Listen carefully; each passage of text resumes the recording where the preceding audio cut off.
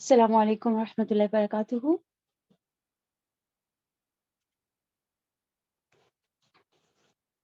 بسم اللہ الرحمن الرحیم۔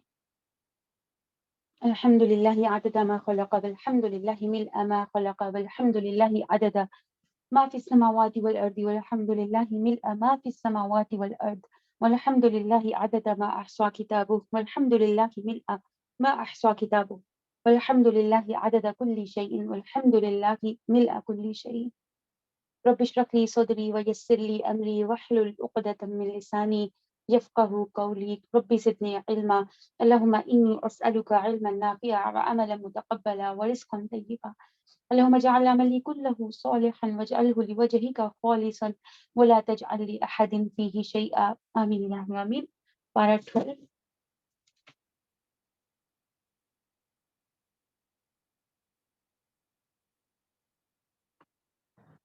أعوذ بالله من الشيطان الرجيم بسم الله الرحمن الرحيم الحمد لله رب العالمين الرحمن الرحيم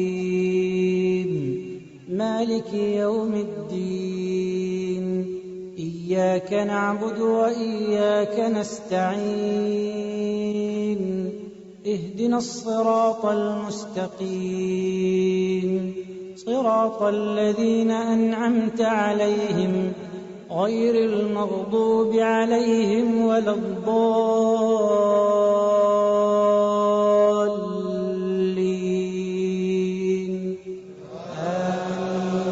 آمين۔ Para 12۔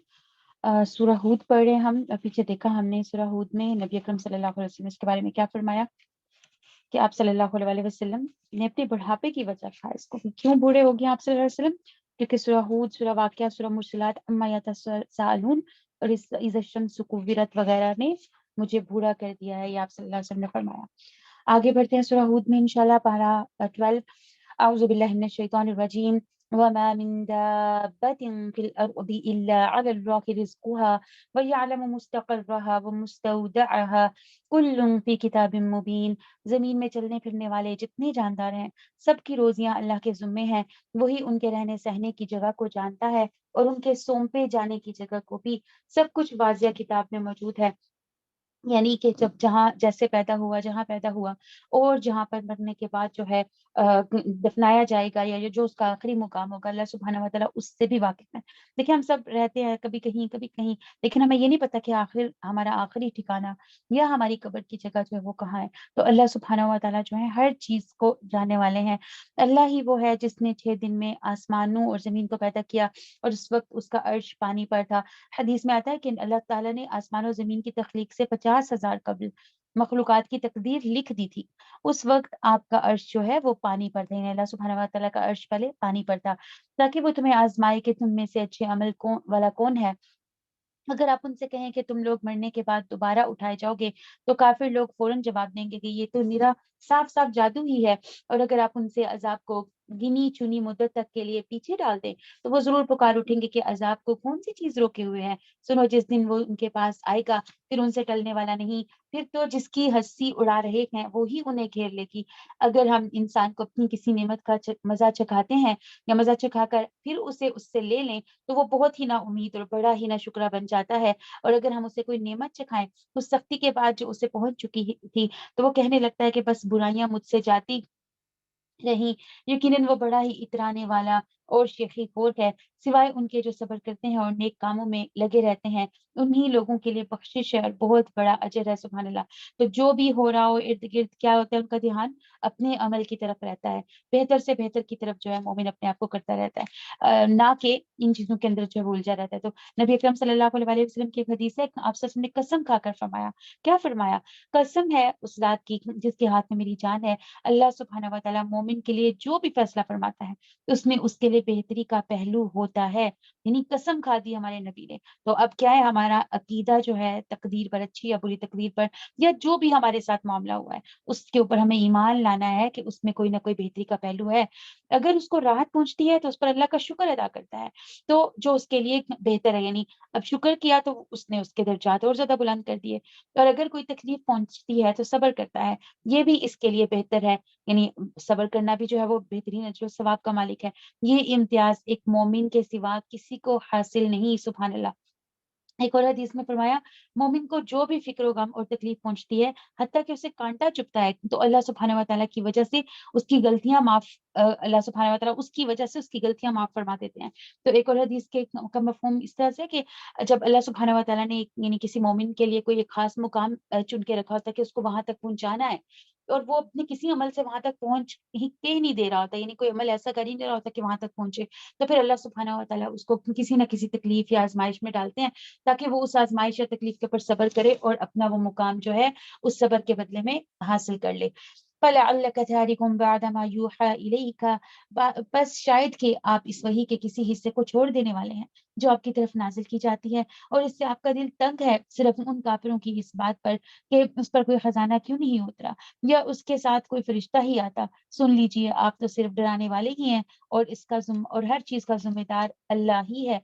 क्या वो कहते हैं कि इस कुरान को उसी ने गढ़ा है? जवाब दे दीजिए कि फिर तुम भी उसके मसलदार सूरतें घड़ी कोई ले आओ, और अल्लाह के सिवा जिसे चाहो अपने साथ बुला भी लो, अगर तुम सच्चे हो। फिर अगर वो तुम्हारी इस बात को कबूल ना करें तो तुम यकीन से जान लो कि ये कुरान अल्लाह के इल्म के साथ उतारा गया है, और ये कि अल्लाह के सिवा कोई माबूद नहीं। बस क्या तुम मुसलमान होते हो?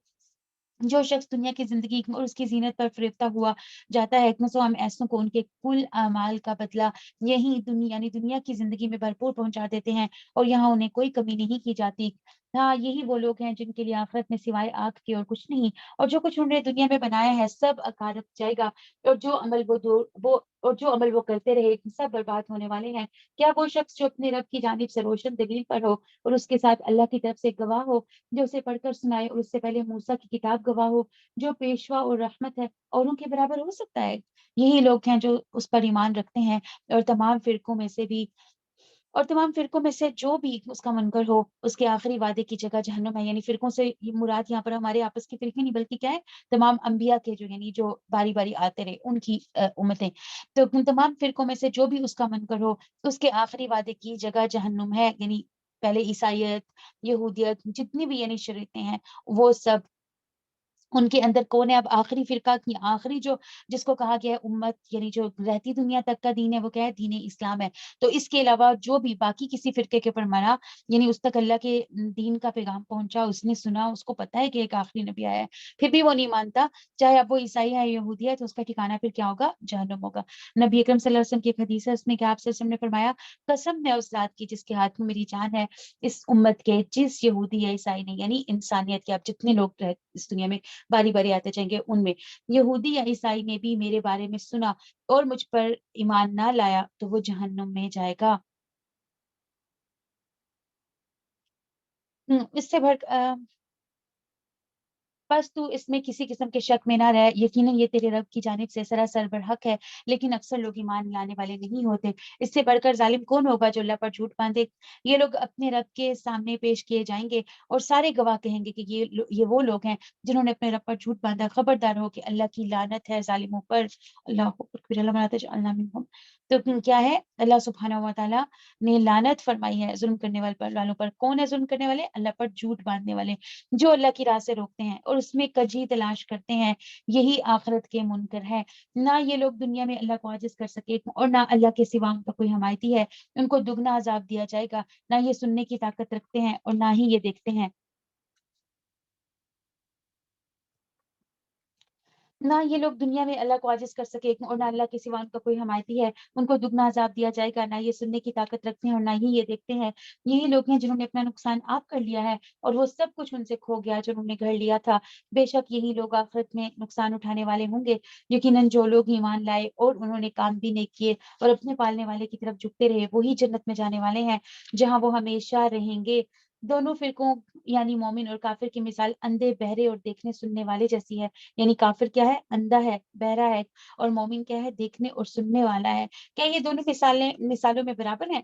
کیا پھر بھی نصیحت حاصل نہیں کرتے؟ یقیناً ہم نے نوح علیہ السلام کو اس کی قوم کی طرف رسول بنا کر بھیجا کہ میں تمہیں صاف صاف ڈرانے والا ہوں کہ تم صرف اللہ کی عبادت کرو. مجھے تو تم پر دردناک عذاب کا خوف ہے. اس کی قوم کے کافر سرداروں نے جواب دیا کہ ہم تو تجھے اپنے جیسا انسان دیکھتے ہیں اور تیرے تابع داروں کو بھی ہم دیکھتے ہیں کہ یہ لوگ واضح طور پر سوائے نیچ لوگوں کے اور کوئی نہیں، یعنی معاشرے میں معاشرتی لحاظ سے بہت نچلے طبقے سے تعلق رکھتے ہیں اور کوئی نہیں جو بے سوچا سمجھے تمہاری پیروی کر رہے ہیں. ہم تو تمہاری کسی قسم کی برتری اپنے اوپر نہیں دیکھ رہے بلکہ ہم تو تمہیں جھوٹا سمجھ رہے ہیں.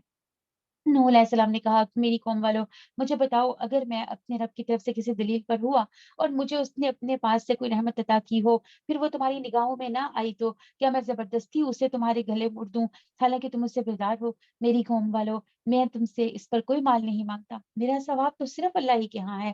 نہ میں ایمانداروں کو اپنے پاس سے نکال سکتا ہوں، انہیں اپنے رب سے ملنا ہے، لیکن میں دیکھتا ہوں کہ تم لوگ جہالت کر رہے ہو. یعنی دیکھیں، پیغمبر کے ساتھ یا دین کی طرف جلدی جو آتے ہیں وہ وہی زیادہ تر ہوتے ہیں جو کسی نہ کسی لحاظ سے محرومی کا شکار ہوتے ہیں. زیادہ تر وہی آتے ہیں کیونکہ انہیں اپنی محرومی اور اپنی ہر چیز کا جواب ملنے لگ جاتا ہے اور سبحان اللہ وہ فوراً ان کے دل صاف ہوتے ہیں، وہ فوراً جو ہے وہ اللہ کے پیغام کی طرف آ جاتے ہیں.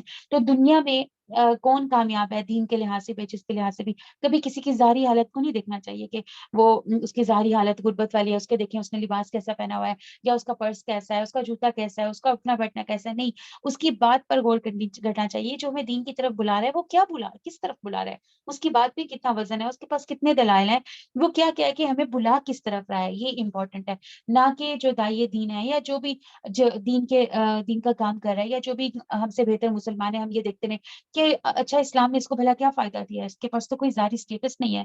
ظاہری اسٹیٹس ہوتا تو ہم بھی مانتے. نہ یہ خوب کامیاب ہوا، اگر ہم بھی اس کی بات ماننے لگے یا اس کے راستے پہ چل پڑے تو یہ ہے کہ ہم بھی اس کی طرح محروم لوگوں میں شامل ہو جائیں گے. شاید ہمارے پاس جو کچھ ہے یہ سب بھی ختم ہو جائے اور ہم بھی نچلے درجے پر آ جائیں. تو لوگ بھی پسند نہیں کرتے کہ جو ہے وہ دین کی طرف آئیں. تو کبھی بھی دین کا معاملہ جب آئے گا اس میں ہم کسی کی ظاہری شخصیت کو، کسی کے جو ہے لباس کو، کسی کی دنیا داری کو، کسی کے اسٹیٹس کو نہیں دیکھیں گے، بلکہ جو دین کی طرف ہمیں بلا رہا ہوگا، اگر وہ سچے دین کی طرف بلانے والا ہے، وہ دلائل کے ساتھ ہمیں ہمارے رب کے قریب کرنے والا ہے، تو انشاءاللہ اس کی بات سننی ہے، ظاہریت میں نہیں پڑھنی. اور نہ یہ دیکھنا ہے کہ اس کے ساتھ بلا کیسے لوگ لگے ہوئے ہیں، ان کا ظاہری اسٹیٹس کیسا ہے، کیا وہ کامیاب ہوئے کہ دیکھیں تو اگر تو کامیاب ہوئے تو ہم بھی جو ہے وہ مان جائیں گے، اگر وہ کامیاب نہ ہوئے تو ہم بھی نہیں مانیں گے. تو اس طرح نہیں بلکہ خلوص کے ساتھ جو ہے وہ دین کو لینا ہے. سبحان اللہ. میری قوم کے لوگوں، اگر میں ان مومنوں کو اپنے پاس سے نکال دوں، یعنی کیا ڈیمانڈ کرتے تھے، ٹھیک ہے تم ان کو پہلے جو غریب غربا اپنے ارد گرد بٹھا رکھے ہیں ان کو پہلے نکالو یہاں سے، پھر ہمارے سے بات کرو. یعنی ہمارا اسٹیٹس گوارا ہی نہیں کرتا کہ ہم ان لوگوں کے بیچ میں بیٹھ کر تم سے بات کریں. اللہ اکبر کبیرہ. میری قوم کے لوگوں، اگر میں ان مومنوں کے پاس سے نکال دوں، ان مومنوں کو اپنے پاس سے نکال دوں تو اللہ کے مقابلے میں میری کون مدد کر سکتا ہے؟ کیا تم کچھ بھی غور و فکر نہیں کرتے؟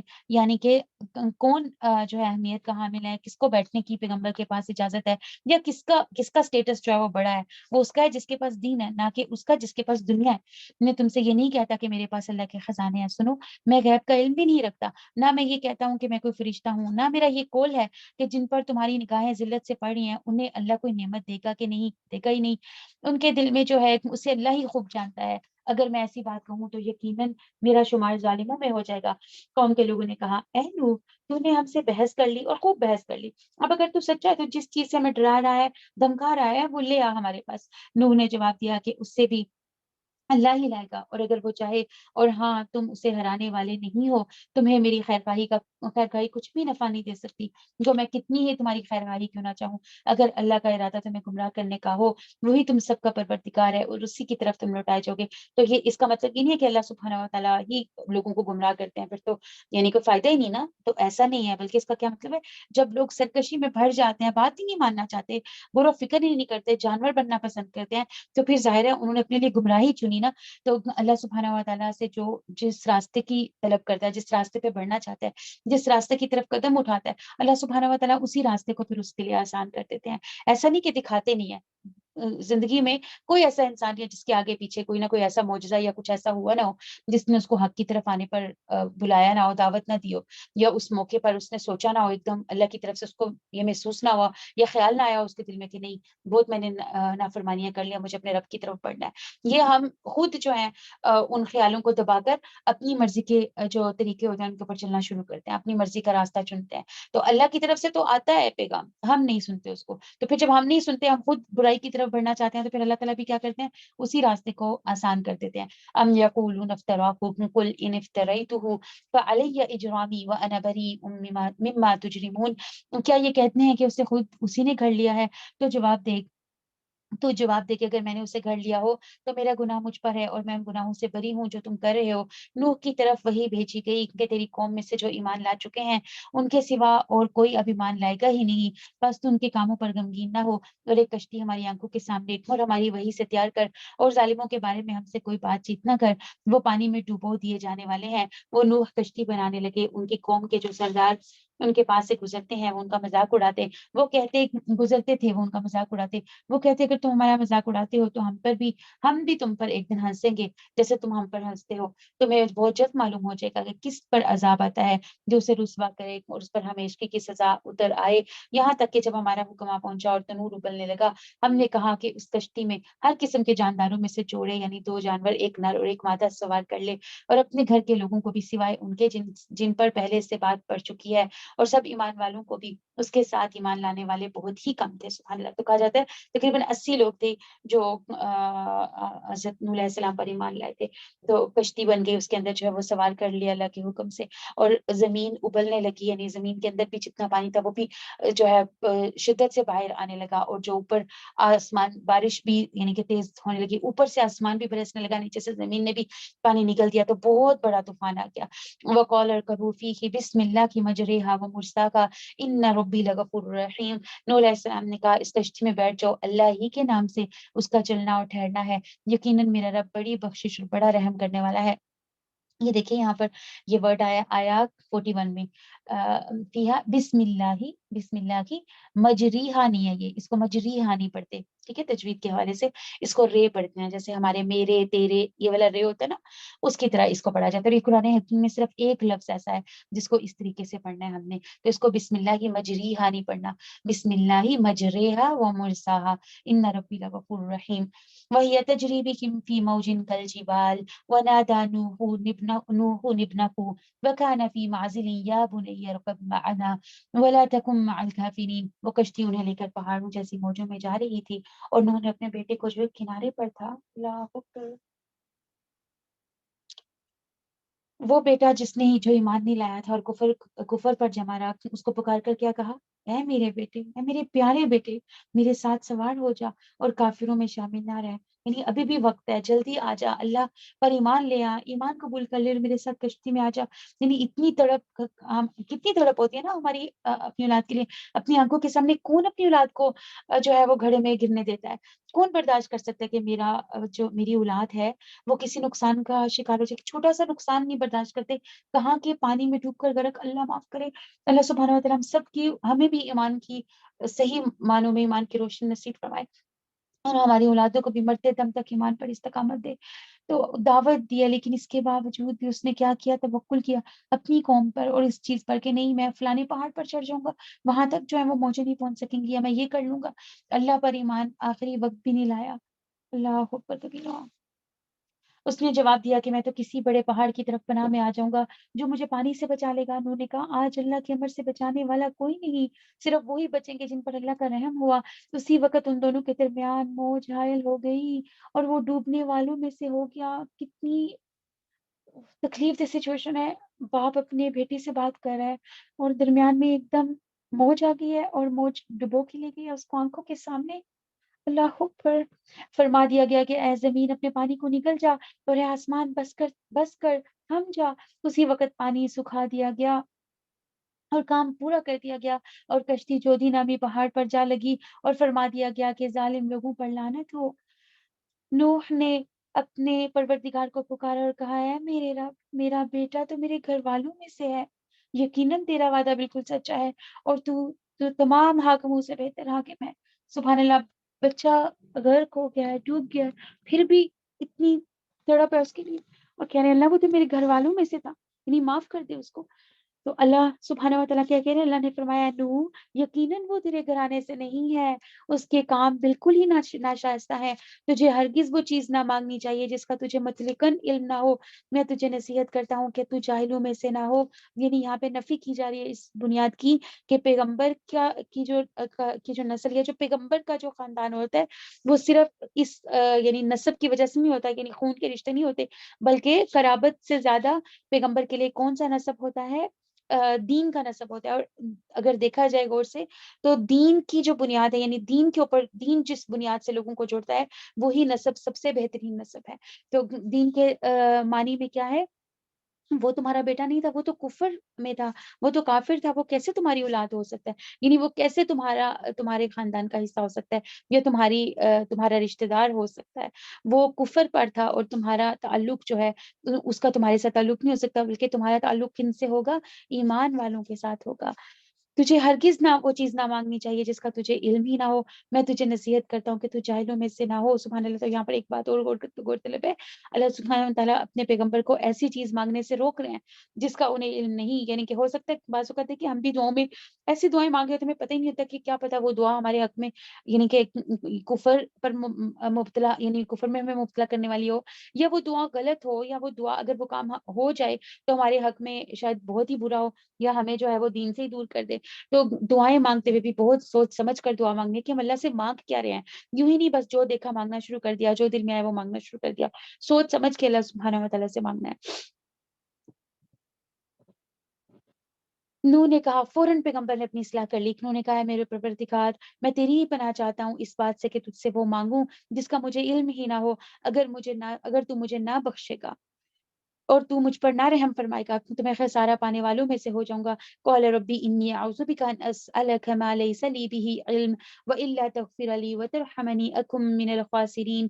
قیل یا نوح، کیا فرما دیا گیا اے نوح ہماری جانب سے سلامتی اور برکتوں کے ساتھ اتر جو تجھ پر ہیں اور تیرے ساتھ کی بہت سی جماعتوں پر، اور بہت سی وہ امتیں ہوں گی جنہیں ہم فائدہ تو ضرور پہنچائیں گے لیکن پھر انہیں ہماری طرف سے دردناک عذاب پہنچے گا۔ یہ خبریں غیب کی خبروں میں سے ہیں جن کی وحی ہم آپ کی طرف کرتے ہیں، انہیں اس سے پہلے آپ جانتے تھے اور نہ آپ کی قوم، یعنی آپ کے پاس غیب کا علم نہیں تھا، آپ نہیں جانتے تھے کہ کیا کیا آپ سے پہلے ہو چکا ہے۔ اللہ سبحانہ و تعالیٰ آپ کے سامنے پڑھ پڑھ کر بیان فرمانے، یعنی آپ کے اوپر نازل فرمانے آیات، ان کے ذریعے آپ کو پیغمبروں کا یا پچھلی قوموں کا جو ہے وہ قصہ آپ کو بتا رہے ہیں، اس لیے آپ صبر کرتے رہیے، یقین مانیے کہ انجام کار پرہیزگاروں ہی کے لیے ہے۔ اور ہم نے قوم عاد کی طرف ان کے بھائی ہود کو بھیجا، اس نے کہا میری قوم والو اللہ ہی کی عبادت کرو، اس کے سوا تمہارا کوئی معبود نہیں، تم تو صرف بہتان باندھ رہے ہو۔ اے میری قوم، میں تم سے اس تبلیغ کی کوئی اجرت نہیں مانگتا، میرا اجر اللہ کے ذمہ ہے جس نے مجھے پیدا کیا، تو کیا پھر بھی تم عقل سے کام نہیں لیتے؟ اے میری قوم کے لوگوں، تم اپنے پالنے والے سے اپنے گناہوں کی معافی طلب کرو اور اس کی جناب میں توبہ کرو تاکہ وہ برسنے والے بادل تم پر بھیج دے۔ تو توبہ کے کیا فائدے یہاں پہ بتایا جا رہے ہیں، تو جو توبہ استغفار کرتا ہے اللہ سبحانہ و تعالیٰ پھر کیا کرتے ہیں، برسنے والے بادل تم پر بھیج دے اور تمہاری طاقت پر اور طاقت کر دے، یعنی جو تمہیں طاقت اب دی ہے اس سے بھی زیادہ تمہیں طاقت عطا کرے گا اگر تم توبہ استغفار کرو گے، اور تم مجرم بن کر مت روگردانی کرو۔ انہوں نے کہا ہے ہود، تو ہمارے پاس کوئی دلیل تو لایا نہیں، اور ہم صرف تیرے کہنے سے اپنے معبودوں کو چھوڑنے والے نہیں، اور نہ ہم تجھ پر ایمان لانے والے ہیں، بلکہ ہم تو یہی کہتے ہیں کہ ہمارے کسی معبود نے تجھے آسیب پہنچا کر دیوانہ کر دیا ہے۔ اس نے جواب دیا کہ میں اللہ کو گواہ کرتا ہوں اور تم بھی گواہ رہو کہ میں تو اللہ کے سوا ان سب سے بیزار ہوں جنہیں تم شریک بنا رہے ہو۔ اچھا تم سب مل کر میرے حق میں بدی کر لو اور مجھے بالکل مہلت نہ دو۔ پیچھے حضرت نوح علیہ السلام نے بھی یہی کہا، اور یہ بھی یہی کہہ رہے ہیں کہ کیا کرو، پہلے استغفار، توبہ استغفار کی جو ہے وہ دعوت دے رہے ہیں۔ توبہ استغفار بہت بڑی، جیسے کہتے ہیں ایک کنجی ہے کامیابی کی زندگی میں، کہ جیسے ہم نے کل ابھی بھی پہلے بھی بات کی پچھلے بارے میں بھی، کہ امام تیمیہ کے بارے میں بھی ہم نے دیکھا کہ انہیں کوئی آیت سمجھ نہیں آتی تھی تو بہت استغفار کرنے لگتے تھے۔ اس کے علاوہ بھی استغفار کی بہت زیادہ برکتیں ہیں، گناہ معاف ہوتے ہیں اس سے، اللہ سبحانہ و تعالیٰ رزق کے دروازے کھولتے ہیں، اللہ سبحانہ و تعالیٰ برکتیں نازل فرماتے ہیں، اولاد عطا فرماتے ہیں، نعمتوں کی فراوانی کر دیتے ہیں، اوپر نیچے سے وعدہ ہوتا ہے اللہ کا استغفار کرنے والوں کے لیے کیا ہے، اوپر نیچے سے اللہ تعالیٰ رزق کے دروازے کھولتے ہیں. تو قرآن حکیم کی آیت ہے سورۃ طلاق میں، وَمَن يَتَّقِ اللَّهَ يَجْعَل لَّهُ مَخْرَجًا وَيَرْزُقْهُ مِنْ حَيْثُ لَا يَحْتَسِبُ. یعنی اس کا کیا مطلب ہے، جو اللہ سے ڈرتا ہے اللہ سبحانہ و تعالیٰ اس کے لیے نکلنے کا راستہ بنا دیتا ہے اور اسے ایسی جگہ سے روزی دیتا ہے جو اس کے گمان میں بھی نہیں ہوتی. سبحان اللہ. تو توبہ استغفار جو ہے وہ روزی کے دروازے بھی کھولتا ہے. تو پھر کیا ضرورت ہے حرام کمانے کی، حرام کمائیوں کے پیچھے جانے کی، سود لینے دینے کی، باطل طریقوں سے مال کھانے کی. استغفار کی کنجی پکڑیں اللہ سبحانہ و تعالیٰ اور اس پر یقین رکھیں. اللہ سبحانہ و تعالیٰ خود حلال روزی کے ایسے ایسے دروازے کھولیں گے کہ اللہ تعالیٰ خود کہہ رہے ہیں ایسے ایسے ذرائع، ایسے ایسے راستوں سے، ایسے ایسے دروازوں سے روزی پہنچاؤں گا کہ انسان کو اس کا گمان بھی نہیں ہوگا کہ مجھے ایسے بھی مل سکتا تھا. سبحان اللہ. تو ضرورت کیا ہے مانگنے کی، ضرورت کیا ہے استغفار کرنے کی.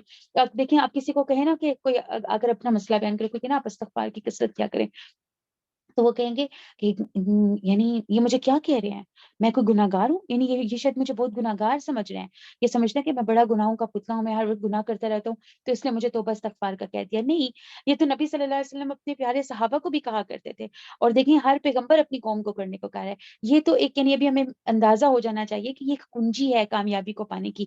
جتنا زیادہ استغفار بڑھے گا اتنا ہی زیادہ انشاءاللہ عز و جل اللہ سبحانہ و تعالیٰ کامیابیوں کے، رزق کے، آسانیوں کے، خیر و برکت کے دروازے کھولیں گے.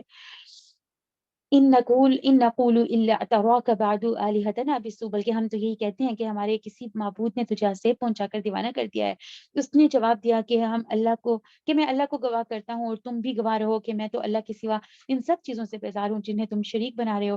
اچھا تم سب مل کر میرے حق میں بدی کر لو اور مجھے بالکل مہلت نہ دو. میرا بھروسہ صرف اللہ پر ہے جو میرا اور تم سب کا پروردگار ہے. جتنے بھی زمین پر چلنے پھرنے والے ہیں سب کی پیشانی وہی تھامے ہوئے ہے. یقیناً میرا رب صحیح راستے پر ہے. بس اگر تم روگردانی کرو تو کرو، میں تو تمہیں وہ پیغام پہنچا چکا جو دے کر مجھے تمہاری طرف بھیجا گیا تھا. میرا رب تمہارے قائم مقام اور لوگوں کو کر دے گا اور تم اس کا کچھ بھی نہ بگاڑ سکو گے. یقیناً میرا پروردگار ہر چیز پر نگہبان ہے. اور جب ہمارا حکم آ پہنچا تو ہم نے خود کو اس کے مسلمان ساتھیوں کو اپنی خاص رحمت سے نجات فرمائی اور ہم نے اس کو سخت عذاب سے بچا لیا. یہ تھی قوم عاد جنہوں نے اپنے رب کی آیتوں کو انکار کیا اور اس کے رسولوں کی نافرمانی کی، اور ہم ہر سرکش نافرمان کے حکم کی نافرمانی کی اور ہر ایک سرکش نافرمان کے حکم کی تابعداری کی. دنیا میں بھی ان کے پیچھے لعنت لگا دی گئی اور قیامت کے دن بھی دیکھ لو قوم عاد نے اپنے رب سے کفر کیا. ہود کی قوم عاد پر دوری ہو اور قوم سمود کی طرف ان کے بھائی صالح کو بھیجا. اس نے کہا کہ اے میری قوم، تم اللہ کی عبادت کرو، اس کے سوا تمہارا کوئی معبود نہیں ہے. اسی نے تمہیں زمین میں پیدا کیا اور اسی نے زمین میں تمہیں بسایا ہے. بس تم اس سے معافی طلب کرو اور اس کی طرف رجوع کرو. بے شک میرا رب قریب اور دعاؤں کا سننے والا، دعاؤں کو قبول کرنے والا ہے. انہوں نے کہا اے صالح، اس سے پہلے تو ہم تجھ سے بہت کچھ امیدیں لگائے ہوئے تھے، کیا تو ہمیں ان کی عبادتوں سے روک رہا ہے جن کی عبادت ہمارے باپ دادا کرتے چلے آئے ہیں؟ ہم تو اس دن میں حیران کن ہمیں تو اس دن میں حیران کن شک ہے جس کی طرف تو ہمیں بلا رہا ہے. اس نے جواب دیا کہ اے میری قوم کے لوگوں، ذرا بتاؤ تو اگر میں اپنے رب کی طرف سے کسی مضبوط دلیل پر ہوا اور اس نے مجھے اپنے بعد سے رحمت عطا کی ہو، پھر اگر میں نے اس کی نافرمانی کر لی تو کون ہے جو اس کے مقابلے میں میری مدد کرے گا؟ تم تو میرا نقصان ہی بڑھا رہے ہو. اور ہے میری قوم والو، اپنی اللہ کی بھیجی ہوئی اونٹنی ہے جو تمہارے لیے ایک معجزہ ہے، اب تم اسے اللہ کی زمین میں کھاتی ہوئی چھوڑ دو اور اسے کسی طرح کی ایذا نہ پہنچاؤ ورنہ فوری عذاب تمہیں پکڑ لے گا. پھر بھی ان لوگوں نے اس اونٹنی کے پاؤں کاٹ ڈالے. اس پر صالح علیہ السلام نے کہا کہ اچھا تم اپنے گھروں میں 3 دن تک تو رہ سو لو. یہ وعدہ جھوٹا نہیں، یعنی 3 دن کی مہلت دے دی گئی. پھر جب ہمارا عذاب پہ حکم آ پہنچا تو ہم نے صالح علیہ السلام کو اور ان پر ایمان لانے والوں کو اپنی رحمت سے اس عذاب سے بچا لیا، اس دن کی رسوائی سے بھی. یقیناً تیرا رب نہایت قوی اور غالب ہے. اور ظالموں کو بڑے زور کی چنگاڑ نے ہاتھ پہنچا، پھر تو وہ اپنے گھروں میں اوندے منہ پڑے ہوئے رہ گئے، ایسے کہ گویا وہ وہاں کبھی آباد ہی نہ تھے. آگاہ رہو کہ قوم سمود نے اپنے رب سے کفر کیا. سن لو ان سمودیوں پر پھٹکار ہے. اور ہمارے بھیجے ہوئے پیغمبر ابراہیم علیہ السلام کے پاس خوشخبری لے کر پہنچے اور سلام کیا. انہوں نے بھی جواب سلام دیا اور بغیر کسی تاخیر کے گائے کا بنا ہوا بچڑا لے آئے. سبحان اللہ. یعنی اب یہاں پر حضرت ابراہیم علیہ السلام کی ضیافت کے بارے میں ہم دیکھیں देखें कि कितने खूबसूरत मेहमान नवाज थे। ये फरिश्ते जो हैं अल्लाह सुब्हानहू व तआला ने उनके पास भेजे, और हज़रत इब्राहीम अलैहिस्सलाम के पास देखें, यहाँ ये भी पता चलेगा कि आपके पास भी कोई गैब कर्म नहीं था। यानी आपके पास फरिश्ते आए हैं इंसानी शक्ल में, लेकिन आप पहचान नहीं सके कि वो फरिश्ते हैं। आपने समझा कि वो इंसान है और फौरन उनकी ज़ियाफ़त के लिए जल्दी-जल्दी दौड़े गए और बेहतरीन चीज़ के साथ एहतमाम फरमाया। यानी किसी किस्म का तकल्लुफ़ नहीं किया। जल्दी-जल्दी जो है ना मेहमान से पूछा, जल्दी-जल्दी जाकर क्या है, भुना हुआ बछड़ा ले आए। ये नहीं पूछा पानी पिएँगे, ठंडा लेंगे कि गरम लेंगे, चाय लेंगे कि क्या कॉफ़ी लेंगे, इन चीज़ों की पेशकश नहीं की आगे, बल्कि जो घर में था, यानी कि जो फ़ौरन लाया जा सकता था, फ़ौरन बगैर उसका ज़िक्र किए खामोशी के साथ, वक़ार के साथ गए और बना हुआ खाना, यानी कि जो खाना है भुना हुआ बछड़ा, वो लाकर उनके आगे रख दिया। अब जो देखा कि उनके तो हाथ भी नहीं उसकी तरफ नहीं पहुँच रहे, तो उन्हें अनजान पाकर दिल ही दिल में उनसे खौफ करने लगे। उन्होंने कहा, जब ये देखा, क्योंकि इंसान तो खाते हैं, वो खा नहीं रहे, फरिश्ते नहीं खाते, तो एकदम डरने लगे कि ये कहीं कोई और मखलूक तो नहीं, यानी इंसान है तो खा क्यों नहीं रहे? उन्होंने कहा, डरो नहीं, हम तो कौमे लूत की तरफ भेजे गए हैं। उसकी बीवी जो खड़ी हुई थी वो हँस पड़ी, तो हमने उसे इसहाक की, और इसहाक के बाद याकूब की खुशखबरी दी। सुभान अल्लाह। हज़रत सारा रज़ी अल्लाह अन्हा का यहाँ पर जो है वो ज़िक्र है। हज़रत सारा जो है हज़रत इब्राहीम अलैहिस्सलाम की पहली बीवी थी। इनसे हज़रत इब्राहीम अलैहिस्सलाम की यानी कि कोई औलाद नहीं हुई। कितने साल अब हज़रत इब्राहीम अलैहिस्सलाम भी बूढ़े हो चुके थे और हज़रत सारा भी बूढ़ी हो चुकी थी। जो हज़रत इब्राहीम अलैहिस्सलाम के बेटे इस्माइल हैं, वो हज़रत हाजरा से पैदा हुए थे, उनकी दूसरी बीवी से। तो अब हज़रत सारा जो है हज़रत सारा हैरान रह गई ना एकदम से कि इस उम्र में आकर खुशखबरी दी जा रही है मुझे। तो एकदम जो है वो हँसने लगी। तो अल्लाह सुब्हानहू व तआला क्या कह रहे हैं? आया जी, उसकी बीवी जो खड़ी हुई थी वो हँस पड़ी, तो हमने उसे इसहाक की और इसहाक के बाद याकूब की खुशखबरी दी। वो कहने लगी, हाय मेरी कमबख्ती, मेरे यहाँ औलाद कैसे हो सकती है? मैं तो खुद बुढ़िया और ये मेरे खामद भी बहुत बड़ी उम्र के हैं। ये तो यकीनन बड़ी अजीब बात है। फरिश्तों ने कहा, क्या तू अल्लाह की कुदरत से ताज्जुब कर रही है? उसे उसके घरवालों उससे उस इस घर के लोगों, इस घर के लोगों, तुम पर अल्लाह की रहमत और उसकी बरकतें नाज़िल हों। बेशक अल्लाह बड़ा काबिल तारीफ़ और बड़ी शान वाला है। जब इब्राहीम अलैहिस्सलाम का डर खौफ जाता रहा और उसे बशारत भी पहुँच चुकी, तो हमसे कौम लूत के बारे में बहस करने लगे। यानी इतने खैर-ख़ाह थे इंसानियत के लिए, फ़ौरन अब जो खुशखबरी हो गई है, तो ये नहीं कि बस खुश होके बैठ गए हैं। अब फ़िक्र पड़ गई है कि कौम लूत पर अज़ाब आ जाने लगे है और उधर तो मेरे यानी कि हज़रत लूत अलैहिस्सलाम भी मौजूद हैं। तो मतलब फ़िक्र पड़ गई है कि वहाँ पर अज़ाब आने लगा है। तो उनके बारे में बहस करने लगे कि यकीनन इब्राहीम बहुत तहम्मुल वाले, नर्म दिल और अल्लाह की जानिब झुकने वाले थे। ए इब्राहीम, इस ख़्याल को छोड़ दीजिए, आपके रब का हुक्म आ पहुँचा है और उन पर ना टलने वाला अज़ाब ज़रूर आने वाला है। जब हमारे भेजे हुए फ़रिश्ते लूत अलैहिस्सलाम के पास पहुँचे, तो वो उनकी वजह से बहुत गमगीन हुए और दिल ही दिल में कुढ़ने लगे और कहने लगे कि आज का दिन बड़ी मुसीबत का दिन है। और उसकी कौम दौड़ती ही उसके पास आ पहुँची। वो तो पहले ही से बदकारी में मुब्तला थी। लूत ने कहा, "ऐ कौम के लोगों," यानी क्या हुआ जब उनकी कौम के लोगों को पता चला कि खूबसूरत नौजवान जो है वो हज़रत लूत अलैहिस्सलाम के घर में आए हैं। अल्लाहू अकबर कबीरा। तो लवातत की ख़्वाहिश में अपनी नफ़्सानी ख़्वाहिश की तकमील के लिए जल्दी-जल्दी यानी उन लड़कों को पकड़ने के लिए लेने आए। अल्लाहू अकबर कबीरा। तो क्या हुआ हज़रत लूत अलैहिस्सलाम परेशान हो गए क्योंकि ज़ाहिर है वो उनकी मेहमान नवाज़ी में उनके मेहमान थे। वो भी नहीं जानते थे कि जो है ये जो लूत यानी ये जो मेरे पास लड़के आए हैं इंसानी शक्ल में, ये दरअसल अल्लाह की तरफ से भेजे हुए फरिश्ते हैं। तब वो उस वक़्त उनको भी ये बात का इल्म नहीं था। फिर क्या हुआ हज़रत लूत अलैहिस्सलाम परेशान हो गए और आगे उन्हें क्या दावत दी, रोकने लगे और क्या कहा कि मेरी बेटियाँ मौजूद हैं, अगर तुम चाहो या मेरी बेटियाँ या यानी लोगों की बेटियाँ यहाँ पर मौजूद हैं, अगर तुम चाहो तो उनके साथ निकाह करके अपनी ज़रूरत पूरी कर सकते हो। मेरी बेटियाँ जो तुम्हारे लिए बहुत ही पाकीज़ा हैं, अल्लाह से डरो और मुझे मेरे मेहमानों के बारे में रुस्वा ना करो। क्या तुम में एक भी भला आदमी नहीं है? उन्होंने जवाब दिया कि तू बखूबी जानता है कि हमें तो तुम्हारी बेटियों पर कोई हक नहीं है, हमें कोई दिलचस्पी नहीं उनमें और तू हमारी असली चाहत से बखूबी वाकिफ़ है। लूत ने कहा, काश मुझ में तुमसे मुकाबला करने की कुव्वत होती या मैं किसी ज़बरदस्त का आसरा पकड़ पाता क्योंकि सिर्फ लूत अलैहिस्सलाम का कबीला नहीं था वो उनकी कौम नहीं थी, वो तो उनकी कौम में आए थे। यानी वहाँ जाकर उन्होंने दावा की थी, वो उनकी कौम में से नहीं थे। तो जो उनकी बीवी थी वो भी उसी कौम के अंदर से एक खातून थी। तो वहाँ पर हज़रत लूत अलैहिस्सलाम की मदद करने वाला या मुकाबले में उनका हमायती कोई भी नहीं था। तो ये नहीं कि उनको अल्लाह पर तवक्कुल नहीं था, अल्लाह पर तवक्कुल था लेकिन ज़ाहिरी असबाब भी जो है वो इख्तियार करने का कहा गया है हमें। तो ज़ाहिरी तौर पर उनके पास कोई ऐसा नहीं था कि जो उस टाइम उनकी मदद करता। अब फरिश्तों ने कहा जब ये फरिश्ते सारा मंज़र देख रहे थे तो फरिश्तों ने फिर डिक्लेयर किया, क्या डिक्लेयर किया? अब फरिश्तों ने कहा, "ऐ लूत अलैहिस्सलाम, یعنی کہ مت گھبراؤ، ہم تیرے پروردگار کے بھیجے ہوئے ہیں، یعنی ہم تو فرشتے ہیں، ناممکن ہے کہ یہ تجھ تک پہنچ جائیں، یعنی تم کیوں ڈرتے ہو کہ تمہارے پاس مدد کے لیے کوئی نہیں ہے، یا کوئی راست بیچ میں آ سکتا ہے تمہاری مدد کر سکتا ہے؟ یہ ممکن ہی نہیں ہے کہ یہ تمہارے تک ہاتھ بڑھا سکے، پہنچ جائیں۔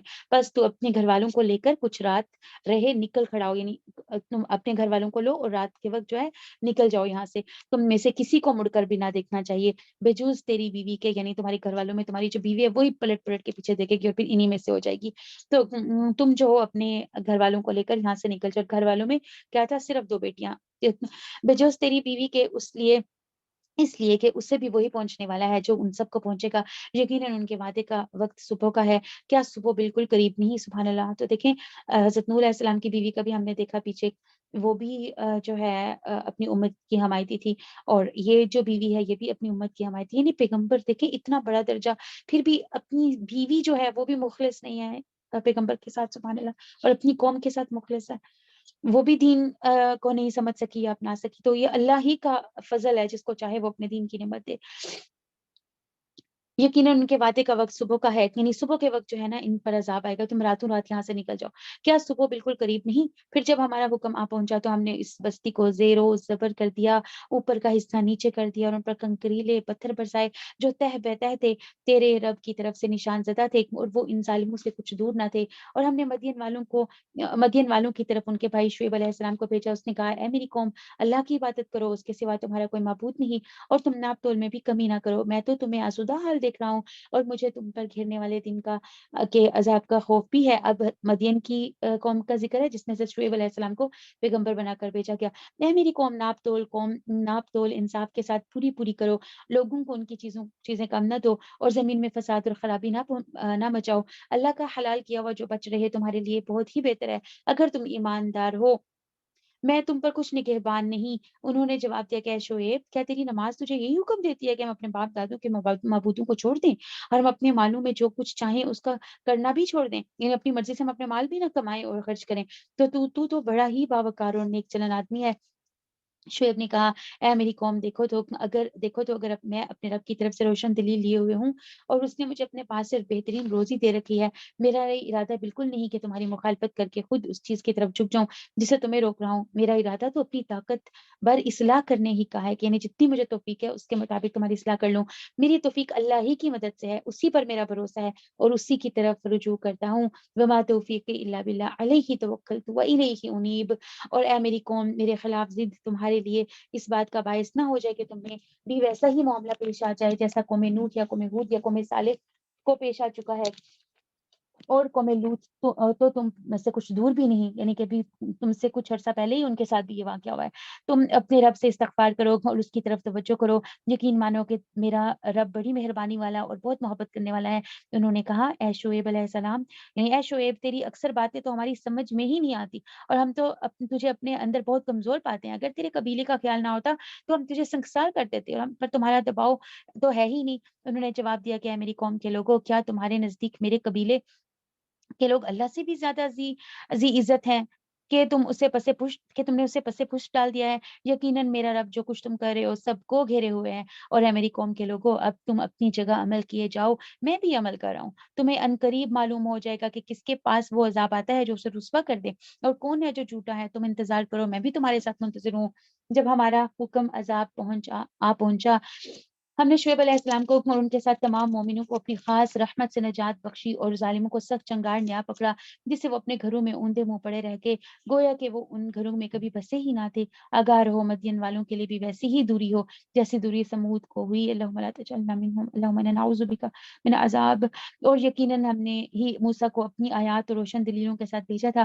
فرعون اور اس کے سرداروں کی طرف پھر بھی ان لوگوں نے فرعون کے احکام کی پیروی کی، اور فرعون کو کوئی حکم درست تھا ہی نہیں۔ وہ تو قیامت کے دن اپنی قوم کا پیش رو ہو کر ان سب کو دوزخ میں جا کھڑا کرے گا، یعنی جس نے اس کی باتیں مانی سب کو لے جائے گا دوزخ میں۔ وہ بہت ہی برا گھاٹ ہے جس پر لا کھڑے کیے جائیں گے۔ اس پر تو اس دنیا میں بھی لعنت چپکا دی گئی تھی، اور قیامت کے دن بھی برا انعام ہے جو دیا گیا۔ بستیوں کی یہ بعض خبریں جنہیں ہم تیرے سامنے بیان فرما رہے ہیں، ان میں سے بعض تو موجود ہیں اور بعض کی فصل کٹ گئی ہے۔ ہم نے ان پر کوئی ظلم نہیں کیا، لیکن خود انہوں نے ہی اپنے اوپر ظلم کیا۔ اور جب تیرے رب کا حکم آ گیا تو ان کے ان معبودوں نے انہیں کوئی فائدہ نہ پہنچایا جنہیں وہ اللہ کے سوا پکارا کرتے تھے، بلکہ ان کے معبودوں نے ان کی تباہی و بربادی میں کچھ اضافہ ہی کیا۔ تیرے پروردگار کی پکڑ کا یہی طریقہ ہے، جبکہ وہ بستیوں کے رہنے والے ظالموں کو پکڑتا ہے، بے شک اس کی پکڑ دیکھ دینے والی اور نہایت سخت ہے، دکھ دینے والی سوری بے شک اس کی پکڑ دکھ دینے والی اور نہایت سخت ہے۔ یقیناً اس میں ان لوگوں کے لیے نشانی عبرت ہے جو قیامت کے عذاب سے ڈرتے ہیں۔ وہ دن میں جس میں سب لوگ جمع کیے جائیں گے، اور وہ وہ دن ہے جس میں سب حاضر کیے جائیں گے۔ اسے ہم جو ملتوی کرتے ہیں تو وہ صرف ایک مدت معین تک ہے، جس دن وہ آ جائے گی مجال نہ ہوگی کہ اللہ کی اجازت کے بغیر کوئی بھی بات کر لے۔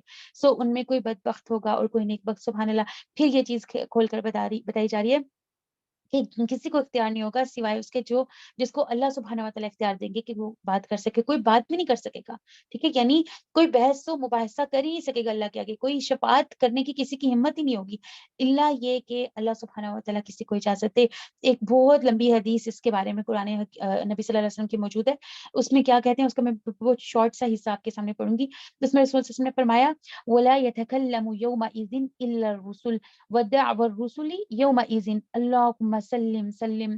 کیا مطلب ہے اس کا کہ اس دن یعنی قیامت کے دن انبیاء کے علاوہ کسی کو گفتگو کی ہمت نہ ہوگی، اور انبیاء کی زبان پر بھی اس دن صرف یہی ہوگا کہ یا اللہ ہمیں بچا لے، یا اللہ ہمیں بچا لے، یعنی ہر کوئی سلم سلم کہہ رہا ہوگا کہ مجھے بچا لے، یعنی میں بچا لیا جاؤں کسی طرح، یا اللہ ہمیں بچا لے یا نہ ہمیں بچا لے۔ اتنا سخت تکلیف دے وہ دن ہوگا، سبحان اللہ۔ کہاں پیغمبر جنہوں نے کوئی خطا، کوئی نادانی، کوئی غلطی نہیں کی، اللہ سبحانہ و تعالیٰ کے معصوم پیغمبر بھی یہ بول رہے ہوں گے، اور کہاں ہم خطاؤں کے پتلے اور اپنی خطاؤں کے اوپر بھی اتنا ہمیں تکبر ہے، اتنا کرتے ہیں کہ استغفار تک نہیں ہمیں کرنے کی توفیق نصیب ہوتی ہے، استغفر اللہ۔ فَأَمَّا الَّذِينَ شَقُوا فَفِي النَّارِ لَكُمْ فِيهَا زَفِيرٌ وَشَهِيقٌ۔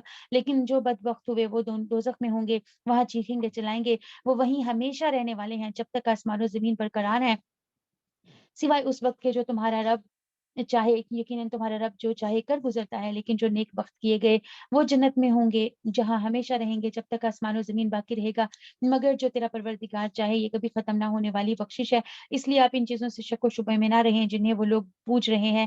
ان کی پوچھا تو اس طرح ہے جس طرح ان کے باپ دادوں کی اس سے پہلے تھی۔ ہم ان سب کو ان کا پورا پورا حصہ بغیر کسی کمی کے دینے ہی والے ہیں، لیکن ہم نے موسیٰ کو کتاب دی، پھر اس میں اختلاف کیا گیا۔ سبحان اللہ۔ اتنی خوبصورت قرآن کے تسلسل میں آپ نے یہ چیز نوٹ کی ہوگی، اللہ سبحانہ و تعالیٰ خود تھوڑے لوگوں کی بات کرتے ہیں، پھر موسیٰ علیہ السلام کی بات آ جاتی ہے، پھر تھوڑے لوگوں کی بات کرتے ہیں، پھر موسیٰ علیہ السلام کی کسی نہ کسی طریقے سے بات آ جاتی ہے، سبحان اللہ۔ یقیناً ہم نے موسیٰ کو کتاب دی، پھر اس میں اختلاف کیا گیا۔ اگر پہلے ہی آپ کے رب کی بات صادر نہ ہو گئی ہوتی تو یقیناً ان کا فیصلہ کر دیا جاتا، انہیں تو اس میں سخت شبہ ہے۔ یقیناً ان میں سے ہر ایک کو آپ کا رب اس کے اعمال کا پورا پورا بدلہ دے گا، بے شک وہ جو کچھ کر رہے ہیں ان اعمال سے وہ باخبر ہیں۔ بس آپ جمے رہیے جیسا کہ آپ کو حکم دیا گیا ہے، اور وہ لوگ بھی جو آپ کے ساتھ توبہ کر چکے ہیں۔ خبردار تم حد سے نہ بڑھنا، اللہ تمہارے تمام اعمال کو دیکھنے والا ہے۔ دیکھو ظالموں کی طرف ہرگز نہ جھکنا، ورنہ تمہیں بھی دوزخ کی آگ لگ جائے گی، اور اللہ کے سوا تمہارا اور کوئی مددگار نہ ہوگا، اور نہ تم مدد کیے جاؤ گے۔ دن کے دونوں سروں صبح اور شام کے اوقات میں نماز قائم کیجیے، اور رات کی کئی کئی ساعتوں میں بھی، سبحان اللہ۔ یہ اس کے بارے میں کہا جاتا ہے کہ یہ 5 نمازیں جب یعنی واقعہ معراج پر نبی صلی اللہ علیہ وسلم کو دی گئی، اس سے پہلے کی آیات ہیں، یعنی پہلے جو ہے صرف 2 نمازیں فرض کی گئی تھی نا، 2 نمازیں ہوتی تھیں، ایک صبح کے وقت اور ایک جو ہے طلوع شمس سے پہلے، اور ایک غروب آفتاب سے پہلے۔ تو ان 2 عبادتوں کا جو ہے وہ ذکر ہے۔ یقیناً نیکیاں برائیوں کو دور کر دیتی ہیں، یہ نصیحت ہے نصیحت پکڑنے والوں کے لیے، آپ صبر کرتے رہیے، یقیناً اللہ نیکی کرنے والوں کا اجر ضائع نہیں کرتا۔ تو اب کیا ہے، اب 5 نمازیں ہیں، ٹھیک ہے، یہ نہیں سمجھنا کہ قرآن کی آیت کے اندر جو ہے وہ بس صبح اور شام کی نماز کا ذکر ہے تو بس وہ 2 نہیں، اب 5 نمازیں ہمارے اوپر فرض ہیں۔ اور نمازوں کی فضیلت کے بارے میں سبحان اللہ بہت احادیث انشاءاللہ اب نماز کا جو ہم کورس کریں گے تو اس میں ہم ابھی تو طریقہ دیکھ رہے ہیں، لیکن اس کے ساتھ ہی انشاءاللہ تعالی ہم جو ہے نماز کی فضیلت اور نماز کے مسائل، کیا چیزیں جو ہے وہ نماز میں کر سکتے ہیں کیا نہیں کر سکتے، نماز کیوں ضروری ہے، کیسی نماز قبول ہوگی، انشاءاللہ وہ ساری چیزیں ہم دیکھیں گے اللہ کی توفیق سے۔ تو نماز کے بارے میں ایک حدیث بیان کرتی ہوں۔ نبی اکرم صلی اللہ علیہ وسلم کی ایک حدیث ہے، 5 نمازیں جمعے سے دوسرے جمعے تک اور رمضان دوسرے رمضان تک ان کے مابین ہونے والے گناہوں کو دور کرنے والے ہیں۔ یعنی 5 نمازیں، ایک نماز پڑھی اور دوسری نماز کے درمیان میں جو گناہ ہو گئے، دوسری نماز پہلے گناہوں کو انشاءاللہ معاف کروا دینے والی ہے، ان گناہوں کو دور کرنے والے ہیں، بشرط یہ کہ کبیرہ گناہوں سے اجتناب کیا جائے۔ یعنی کبیرہ گناہوں سے جو بچتا ہوگا، اس کی نمازوں کے درمیان کا جو وقفہ ہے، اس میں جو گناہ ہوئے ہوں گے، وہ نماز ان گناہوں کو معاف کروا لے گی۔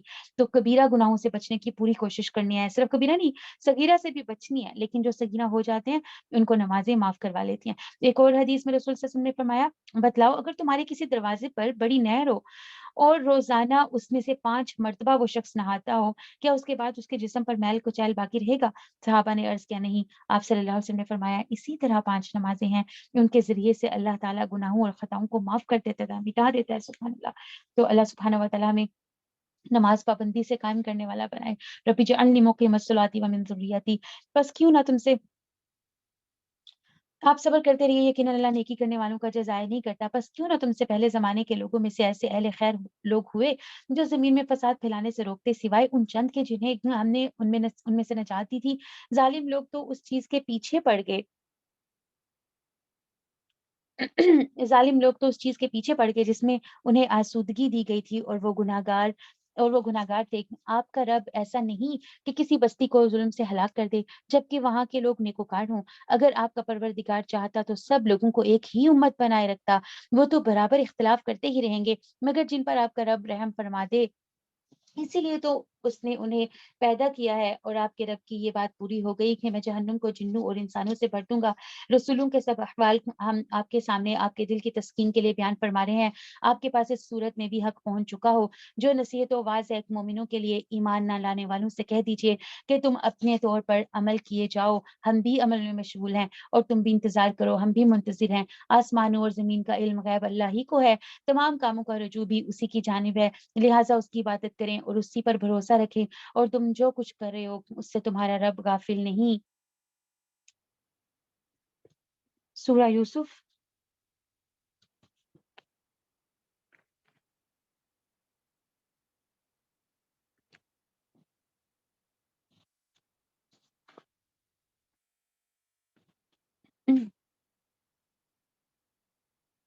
بسم اللہ الرحمن الرحیم۔ کوئی تلاوت کے لیے موجود ہے؟ تلاوت کریں گے کوئی سورہ یوسف کی پہلی 3 آیات کی؟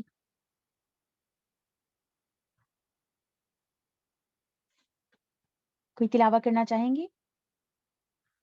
خدیجہ، سمینہ، یا کوئی بھی؟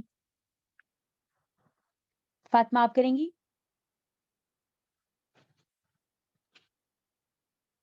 منزہ ہیں کوئی بھی جو تلاوت کرنا چاہے؟ جی، امرین آپ آ جائیں، مائک آن کریے اور پہلی 2 آیات کی تلاوت کریے۔ مائک آپ کا آن۔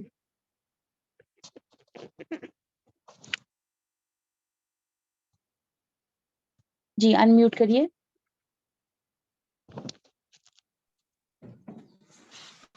اعوذ باللہ من الشیطان الرجیم، بسم اللہ الرحمن الرحیم، الف لام را، تلک آیات الکتاب المبین، انا انزلناہ قرآنا عربيا لعلكم تعقلون، نحن نقص عليك أحسن القصص بما أوحينا إليك هذا القرآن وإن كنت من قبله لمن الغافلين۔ جزاک اللہ خیر، جزاک اللہ خیر، بارک اللہ فیکی۔ اعوذ باللہ من الشیطان الرجیم بسم اللہ الرحمن الرحیم الف لام را تلک آیات الکتاب المبین انا انزلناه قرآنا عربیا لعلکم تعقلون۔ الف لام را، یہ روشن کتاب کی آیتیں ہیں، یقیناً ہم نے اس کتاب کو عربی قرآن بنا کر نازل فرمایا ہے تاکہ تم سمجھ سکو۔ ہم آپ کے سامنے بہترین بیان پیش کرتے ہیں اس قرآن سے جو ہم نے آپ کی جانب وحی کے ذریعے نازل کیا ہے، اور یقیناً آپ اس سے پہلے بے خبروں میں سے تھے۔ جب یوسف علیہ السلام نے اپنے باپ سے ذکر کیا کہ ابا جی، میں نے 11 ستاروں اور سورج چاند کو خواب میں دیکھا ہے کہ وہ سب مجھے سجدہ کر رہے ہیں، سبحان اللہ۔ تو یہاں سے اب جو ہے حضرت یوسف علیہ السلام کے نام پر یہ سورہ ہے۔ حضرت یوسف علیہ السلام کا قصہ جو ہے کا جو واقعہ ہے انتہائی خوبصورت واقعہ ہے، اور اس میں حکمت کے بہت سے پوائنٹس ہیں، آپ نے نوٹ کرنے اپنے پاس کہ آپ نے کیا کیا حکمت جو ہے حضرت یوسف علیہ السلام کی زندگی سے، ان کے واقعے سے جو ہے وہ سیکھی ہے، سبحان اللہ۔ بہت خوبصورت، بہت پیارے پیغمبر ہیں، اور کہا جاتا ہے کہ حسن جو ہے نا، آدھا حسن ان کو عطا کیا گیا تھا۔ تو ان کے اوپر یہ صورت ہے، نہ صرف حسن بلکہ سیرت میں بھی سبحان اللہ محسنین میں سے تھے، بہترین سیرت کے مالک تھے۔ تو کیا کہا جا رہا ہے، حضرت یوسف علیہ السلام جب چھوٹے تھے تو کتنے بھائی تھے؟ یہ ٹوٹل 12 بھائی تھے، 2 یہ لوگ سگے بھائی تھے، اور باقی جو بھائی تھے وہ دوسری مدر سے تھے۔ تو سبحان اللہ 12 بھائی تھے یہ، اور ان کے بارے میں کیا آتا ہے، جب یوسف علیہ السلام نے اپنے باپ سے ذکر کیا، یعنی ایک رات انہوں نے اپنے خواب میں کچھ دیکھا، وہ خواب اپنے والد سے جو وہ بیان کر رہے ہیں، حضرت یعقوب علیہ السلام ان کے والد تھے۔ حضرت یعقوب علیہ السلام کو جو ہے حضرت یوسف علیہ السلام بہت پیارے تھے۔ تو کیا خواب دیکھا انہوں نے اپنے باپ سے ذکر کیا، ابا جی میں نے 11 ستاروں اور سورج کو خواب میں، سورج چاند کو خواب میں دیکھا ہے کہ وہ سب مجھے سجدہ کر رہے ہیں۔ تو یعقوب علیہ السلام نے کہا، پیارے بچے اپنی اس خواب کا ذکر اپنے بھائیوں سے نہ کرنا۔ یعنی ایک والد جو ہیں وہ جانتے ہیں کہ یوسف علیہ السلام جو ہیں کیونکہ وہ مطلب وہ چھوٹے تھے، باقی بچے سارے بڑے تھے، تو ایک محبت فطری سی ہوتی ہے نا، چھوٹے بچے سے تھوڑا زیادہ اس کی فکر تھوڑی زیادہ ہوتی ہے، تو محبت تھی، اور وہ دوسرے بھائی جو تھے وہ اس چیز کو بڑا ہر وقت پڑھتے رہتے تھے، اس چیز کو لے کے نا کہ یعنی ہم ایک جتھا، اتنی بڑی تعداد ہے، 10 بھائی ہیں ہم، اور یہ صرف 2 بھائی ہیں، پھر بھی حضرت یوسف جو ہیں ان کو زیادہ، حضرت یعقوب جو ہیں وہ ان کو زیادہ محبت کرتے ہیں، تو وہ اس بات سے نا کڑتے تھے، ان کے دل کے اندر تنگی تھی اپنے بھائیوں کے لیے۔ تو یعنی جو سوتیلے بھائی تھے ان کے دلوں میں حضرت یوسف اور حضرت بنیامین جو ان کے دوسرے بھائی تھے ان کے لیے کافی تنگی پائی جاتی تھی۔ تو حضرت یعقوب علیہ السلام کو پتا تھا کہ اب یہ خواب کیا ہے، اب اس کا کیا مطلب ہے، اس کا کیا مقصد ہے، وہ جان کے اس چیز کو، پھر انہوں نے کہا کہ اپنا یہ خواب اپنے بھائیوں سے بیان نہ کرنا، یعنی کہ کہیں ایسا نہ ہو کہ وہ حسد کا شکار ہو جائے، شیطان ان کے دلوں میں وسوسے ڈالے، اور شیطان ان کے دلوں میں حسد ڈال دے، اور حسد کی وجہ سے وہ جو ہے تمہیں کوئی نقصان پہنچا سکے۔ تو مفسرین اس خواب کی تعبیر اس طرح بتاتے ہیں کہ یعنی بعد میں یہ خواب جو ہے وہ پورا بھی ایک طرح سے ہوا، کیسے کہ جو ہے ستاروں سے مراد کیا ہے، 11 ستارے ان کے 11 بھائی، اور جو چاند اور سورج ہیں ان کے والدین۔ تو انہوں نے جو ہے چاند، سورج اور ستاروں نے جو ہے حضرت یوسف علیہ السلام کو کس طرح سجدہ کیا، بعد میں جب آگے جا کر ہم انشاءاللہ پورا واقعہ پڑھیں گے تو 40 یا 80 سال کہا جاتا ہے، اس کے بعد جا کر یہ تعبیر جو ہے، یہ خواب جو ہے پورا ہوا۔ کس طرح پورا ہوا وہ انشاءاللہ ہم آگے واقعے میں دیکھیں گے۔ یعقوب علیہ السلام نے کہا، میرے پیارے بچے اپنے اس خواب کا ذکر اپنے بھائیوں سے نہ کرنا، ایسا نہ ہو کہ وہ تیرے ساتھ کوئی فریب کاری کریں، شیطان تو انسان کا کھلا دشمن ہے، یعنی وہ برے نہیں ہے، شیطان انسان کا کھلا دشمن ہے، اور اس طرح بھائیوں کو آپس میں لڑاتا ہے، اور اسی طرح تجھے تیرا پروردگار برگزیدہ کرے گا، اور تجھے معاملہ فہمی یا خوابوں کی تعبیر بھی سکھائے گا، اور اپنی نعمت تجھے بھرپور عطا کرے گا۔ یعنی اپنے اس بیٹے کے اندر وہ خصوصیات دیکھ لی تھی کہ جو ایک نبی کے اندر ہوتی ہیں، یا جو نبوت جس کو ملتی ہے اس کے اندر وہ پائی جاتی ہیں، تو وہ جانتے تھے کہ میرا بیٹا جو ہے کل کو ایک پیغمبر بنے گا۔ تو اس سے اللہ سبحانہ و تعالیٰ کے نبی کیا کہہ رہے ہیں، حضرت یعقوب علیہ السلام بتا رہے ہیں، تجھے تیرا پروردگار برگزیدہ کرے گا، اور تجھے معاملہ فہمی یا خوابوں کی تعبیر بھی سکھائے گا، اور اپنی نعمت تجھ پر پورا کرے گا، یعنی اتنا دین تجھے دے گا، نبوت کی نعمت تجھے دے گا۔ اور یعقوب کے گھر والوں کو بھی، جیسے کہ اس نے اس سے پہلے تیرے دادا پر دادا یعنی ابراہیم اور اسحاق کو بھی اپنی بھرپور نعمت دی۔ یقیناً تیرا رب بہت بڑے علم والا اور زبردست حکمت والا ہے۔ یقیناً یوسف اور اس کے بھائیوں میں دریافت کرنے والوں کے لیے بڑی بڑی نشانیاں ہیں۔ جبکہ انہوں نے کہا کہ یوسف اور اس کا بھائی بنسبت ہمارے باپ کو بہت زیادہ پیارا ہے، حالانکہ ہم طاقتور جماعت ہیں، کوئی شک نہیں کہ ہمارے ابا صریح غلطی پر ہیں، یوسف کو تو مار ہی ڈالو، یا اس سے کسی نامعلوم جگہ پھینک دو کہ تمہارے والد کا رخ صرف تمہاری طرف ہی ہو جائے، اس کے بعد تم نیک ہو جانا، نہیں کیا ان کے دلوں کے اندر بات ڈالی شیطان نے کہ اپنے بھائی سے چھٹکارا حاصل کرو، اس سے نجات پاؤ، کس طرح، یا اس کو مار ڈالو یا اس کو کہیں دور پھینک آؤ، اور اس سے کیا ہوگا کہ بھائی سے نجات مل جائے گی، اور جو والد کی ساری توجہ ساری محبت ہے وہ صرف پھر ہم بھائیوں کو ملے گی۔ ان میں سے ایک نے کہا یوسف کو قتل نہ کرو بلکہ اسے کسی اندھے کنویں کی تہہ میں ڈالو، یعنی کہا جاتا ہے کہ جو بڑا بھائی تھا اس کے دل میں تھوڑا رحم تھا، اس نے کیا کہا کہ ایسا نہ کرو بلکہ کیا کرو کہ اسے ایک اندھے کنویں میں ڈالو، کہ اسے کوئی آتا جاتا قافلہ اٹھا لے جائے، اگر تمہیں کرنا ہی ہے تو یوں کر لو، یعنی اگر بھائی سے نجات لینی ہے تو چلو اس کو مارو نہیں، اس کو کنویں میں ڈالاتے ہیں تاکہ کوئی جو ہے اس کو وہاں سے لے کر چلا جائے۔ انہوں نے کہا اب آخر آپ یوسف کے بارے میں ہم پر اعتبار کیوں نہیں کرتے، ہم اس کے خیر خواہ ہیں۔ اب کیا کیا، والد کے پاس گئے اور جا کر ان کو منا رہے ہیں کہ کسی نہ کسی طرح بھائی کو وہ ان کے ساتھ بھیج دیں، کل آپ اسے ضرور ہمارے ساتھ بھیج دیجیے کہ خوب کھائے پیے اور کھیلے، اس کی حفاظت کی ہم ذمہ دار ہیں۔ یعقوب علیہ السلام نے کہا اسے تمہارا لے جانا مجھے تو سخت صدمہ دے گا، اور مجھے یہ بھی کھٹکا لگا رہے گا کہ تمہاری غفلت میں اسے بھیڑیا کھا جائے۔ انہوں نے جواب دیا کیونکہ ہم ایسی زور آور جماعت کی موجودگی میں بھی اگر اسے بھیڑیا کھا جائے تو ہم بالکل ہی نکمے ہوئے۔ پھر جب اسے لے چلے اور سب نے مل کر ٹھان لیا کہ اسے غیر آباد گہرے کنویں کی تہہ میں پھینک دیں گے، پھر ہم نے اس یوسف کی طرف وحی کی، یعنی حضرت یوسف علیہ السلام بے شک اس وقت ایک بچے تھے، لیکن اللہ سبحانہ و تعالیٰ اپنے پیغمبروں کو جن کو پیغمبری دینی ہوتی ہے ان کے بچپن میں بھی وہی کر لیتے ہیں، جیسے کہ حضرت موسیٰ علیہ السلام کے، حضرت عیسیٰ علیہ السلام نے بھی دیکھیں کلام کیا، اللہ تعالیٰ کی طرف سے ان کے اوپر وحی آئی۔ تو حضرت موسیٰ علیہ السلام کے بارے میں بھی آتا ہے جب ان کو ان کی ماں نے نہر میں بہا دیا تھا کسی چیز میں ڈال کر، تب ان کو بھی اللہ سبحانہ و تعالیٰ نے سکینت بخشی تھی۔ تو وحی جو ہے اللہ کا حکم ہے، اللہ سبحانہ و تعالیٰ جس پر چاہے نازل کر سکتا ہے، تو یہ نہیں سوچنا کہ ایک بچے کے پاس کیسے وحی آتی۔ تو اللہ سبحانہ و تعالیٰ نے کیا کہا، ان کے دل میں کیا خیال ڈالا، کیسے وحی کی، یا کیا کہا، پھر جب اسے لے چلے اور سب نے مل کر ٹھان لیا کہ اسے غیر آباد گہرے کنویں کی تہہ میں پھینک دیں، ہم نے اس یوسف کی طرف وحی کی کہ یقیناً وقت آ رہا ہے، یعنی ایک وقت آنے والا ہے بہت قریب تو انہیں اس ماجرے کی خبر اس حال میں دے گا کہ وہ جانتے ہی نہ ہوں، نہیں ایک ایسا وقت آئے گا کہ تم انہیں ان پر باور کرا دو گے، پھر وہ شرمندہ ہوں گے اپنے واقعے کو یاد کر کے۔ جو عشاء کے وقت میں وہ سب اپنے باپ کے پاس روتے ہوئے پہنچے اور کہنے لگے کہ ابا جی ہم تو آپس میں دوڑ دھوپ میں لگ گئے اور یوسف کو ہم نے اسباب کے پاس چھوڑ دیا، بس اسے بھیڑیا کھا گیا، آپ تو ہماری بات نہیں مانیں گے، وہ ہم بالکل ہی سچے ہوں۔ اور یوسف کے کرتے کو جھوٹ موٹ کے خون سے خون آلود بھی کر لائے تھے۔ باپ نے کہا یوں نہیں بلکہ تم نے اپنے دل ہی سے ایک بات بنا لی ہے، بس صبر ہی بہتر ہے، اور تمہاری بنائی ہوئی باتوں پر اللہ ہی سے مدد طلب کی ہے۔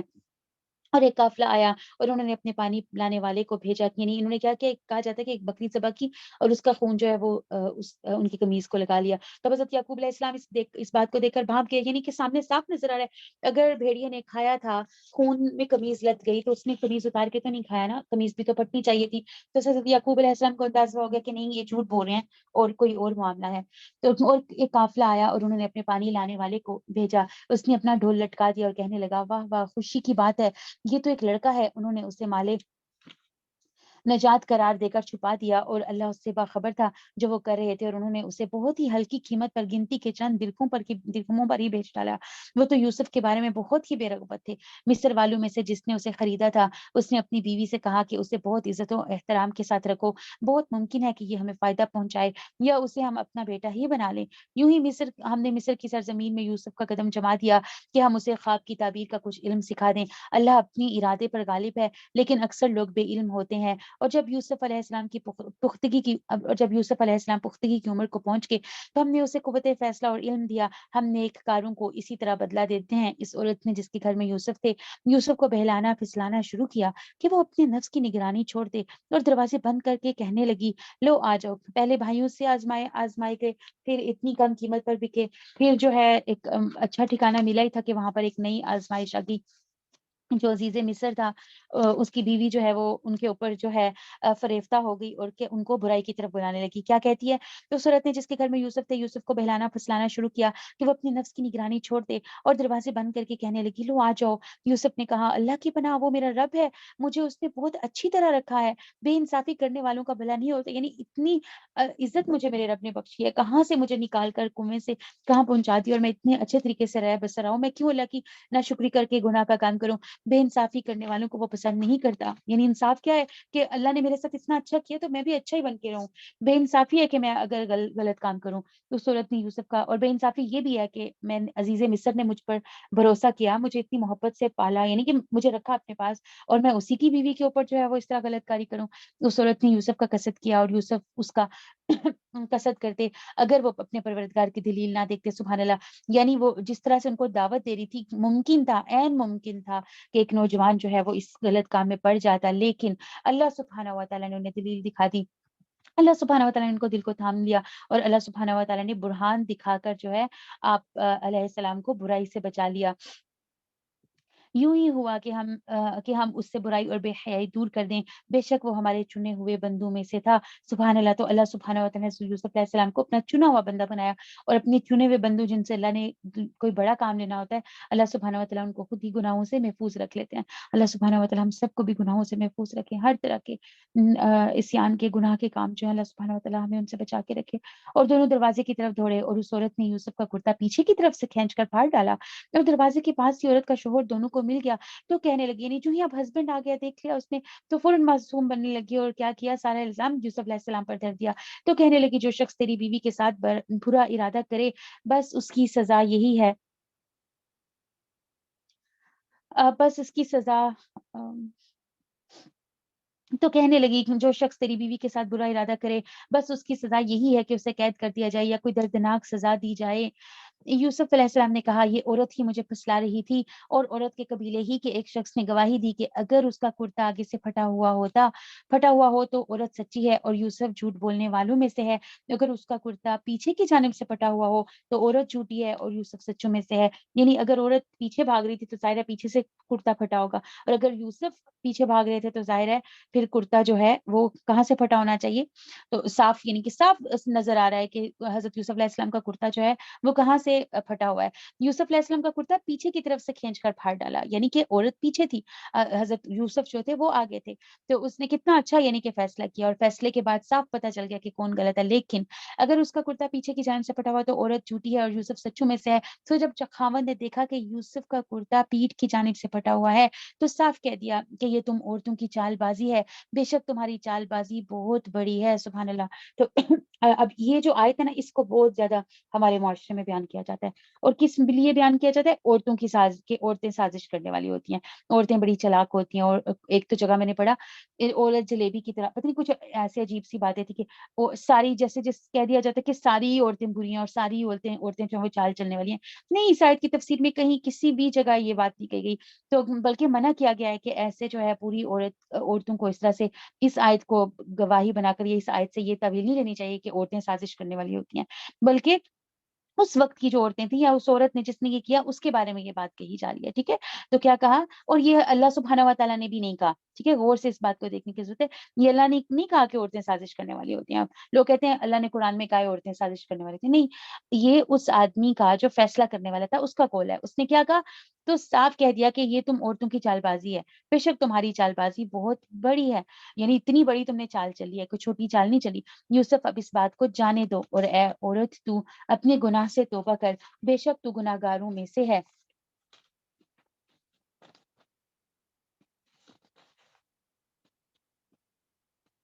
اوکے، ابھی مجھے چیٹ میں نظر آیا کس نے برہان کا سوال پوچھا کہ کیا دلیل آئی تھی، کیا انہوں نے آنکھوں سے کچھ دیکھا تھا، ایسا سوال ہے جی.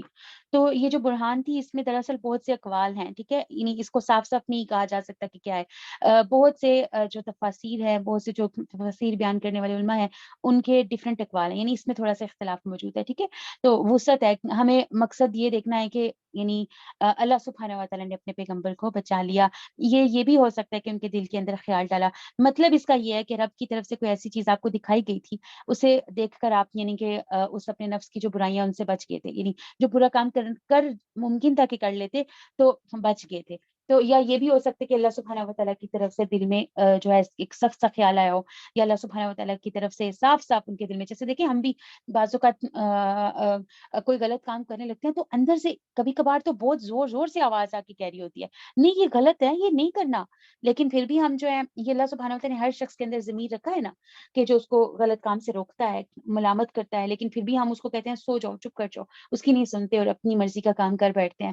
تو جو شخص جتنا زیادہ اپنے ضمیر کی پکاریں سنتا ہے اس کا ضمیر اتنا اسٹرانگ ہوتا ہے اور اس کو زیادہ صاف طریقے سے جو ہے وہ بات آتی ہے۔ تو اللہ سبحانہ و تعالیٰ نے ساتھ ہی اگلی آیت میں یہ کہہ دیا تھا نا، دیکھیں کہ اللہ سبحانہ و تعالیٰ نے انہیں چنے ہوئے بندوں میں شامل کیا تھا، تو اللہ تعالیٰ یعنی پھر ان سے کیسے اس طرح کا کام کروا سکتے تھے نا، تو اللہ تعالیٰ نے ان کے اوپر ایک برہان نازل کیا، یا تو وہ کوئی واضح کچھ دکھایا ان کی آنکھوں کو اس ٹائم، یا ان کے دل کے اندر جو ہے وہ بڑے اچھے طریقے سے جو ہے وہ خیال آیا اور اس خیال کی انہوں نے یعنی پیروی کی اور اپنے آپ کو جو ہے وہ اس گناہ سے بچا لیا۔ ٹھیک ہے، امید ہے کہ یہ بات کلیئر ہوگی اوکے۔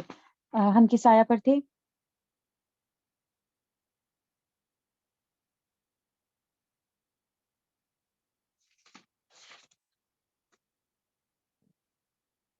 اوکے، چال بازی کی ہم بات کر رہے تھے کہ اللہ سبحانہ و تعالیٰ نے نہیں کہا بلکہ چال بازی کا ذکر کس نے کیا ہے؟ چال بازی کا ذکر جو ہے وہ اس شخص نے کیا ہے جو فیصلہ کر رہا تھا۔ ٹھیک ہے، اوکے۔ یوسف اب اس بات کو جانے دو اور اے عورت تو اپنے گناہ سے توبہ کر، بے شک تو گناہ گاروں میں سے ہے۔ اور شہر کی عورتوں میں چرچا ہونے لگا کہ عزیز کی بیوی اپنے جوان غلام کو اپنا مطلب نکالنے کے لیے اپنا مطلب نکالنے کے لیے بہلانے پھسلانے میں لگی رہتی ہے، اس کے دل میں یوسف کی محبت بیٹھ گئی ہے، ہمارے خیال میں تو وہ صریح گمراہی میں ہے۔ یعنی کہ اگر اسے اپنی یہ فیلنگز رکھنی تھی تو کسی اور کے لیے رکھتی، ایک غلام کے لیے کیوں رکھی ہے؟ اس نے جب ان عورتوں کی پرفریب مکرانہ باتیں سنی تو انہیں بلوا بھیجا اور ان کے لیے ایک مجلس مرتب کی اور ان میں سے ہر ایک کو چھری دے دی اور کہا اے یوسف ان کے سامنے چلے آؤ۔ ان عورتوں نے جب اسے دیکھا تو بہت بڑا جانا، یعنی حضرت یوسف علیہ السلام کے حسن کو دیکھ کر جو ہے وہ حیران رہ گئی، اور ان عورتوں نے جب اسے دیکھا تو بہت بڑا جانا اور اپنے ہاتھ کاٹ لیے، نہیں بجائے اس کے کہ انہیں پتہ ہی نہیں آگے کیا ہے، چھری ہے ہمارے ہاتھوں میں، تو چھری جو ہے وہ اپنے ہاتھوں کے اوپر ہی چلا بیٹھی اور کہا جاتا ہے کہ ان کے ہاتھ جو ہیں کافی خون آلود ہو گئے، اللہ اکبر کبیرہ۔ تو حضرت یوسف علیہ السلام تھے ہی اتنے حسین کہ کہا جاتا ہے حدیث کے اندر موجود ہے کہ حضرت یوسف علیہ السلام کو نصف حسن دیا گیا تھا، یعنی جتنا بھی حسن ہے اس کا نصف حصہ حضرت یوسف علیہ السلام کو سبحان اللہ دیا گیا تھا۔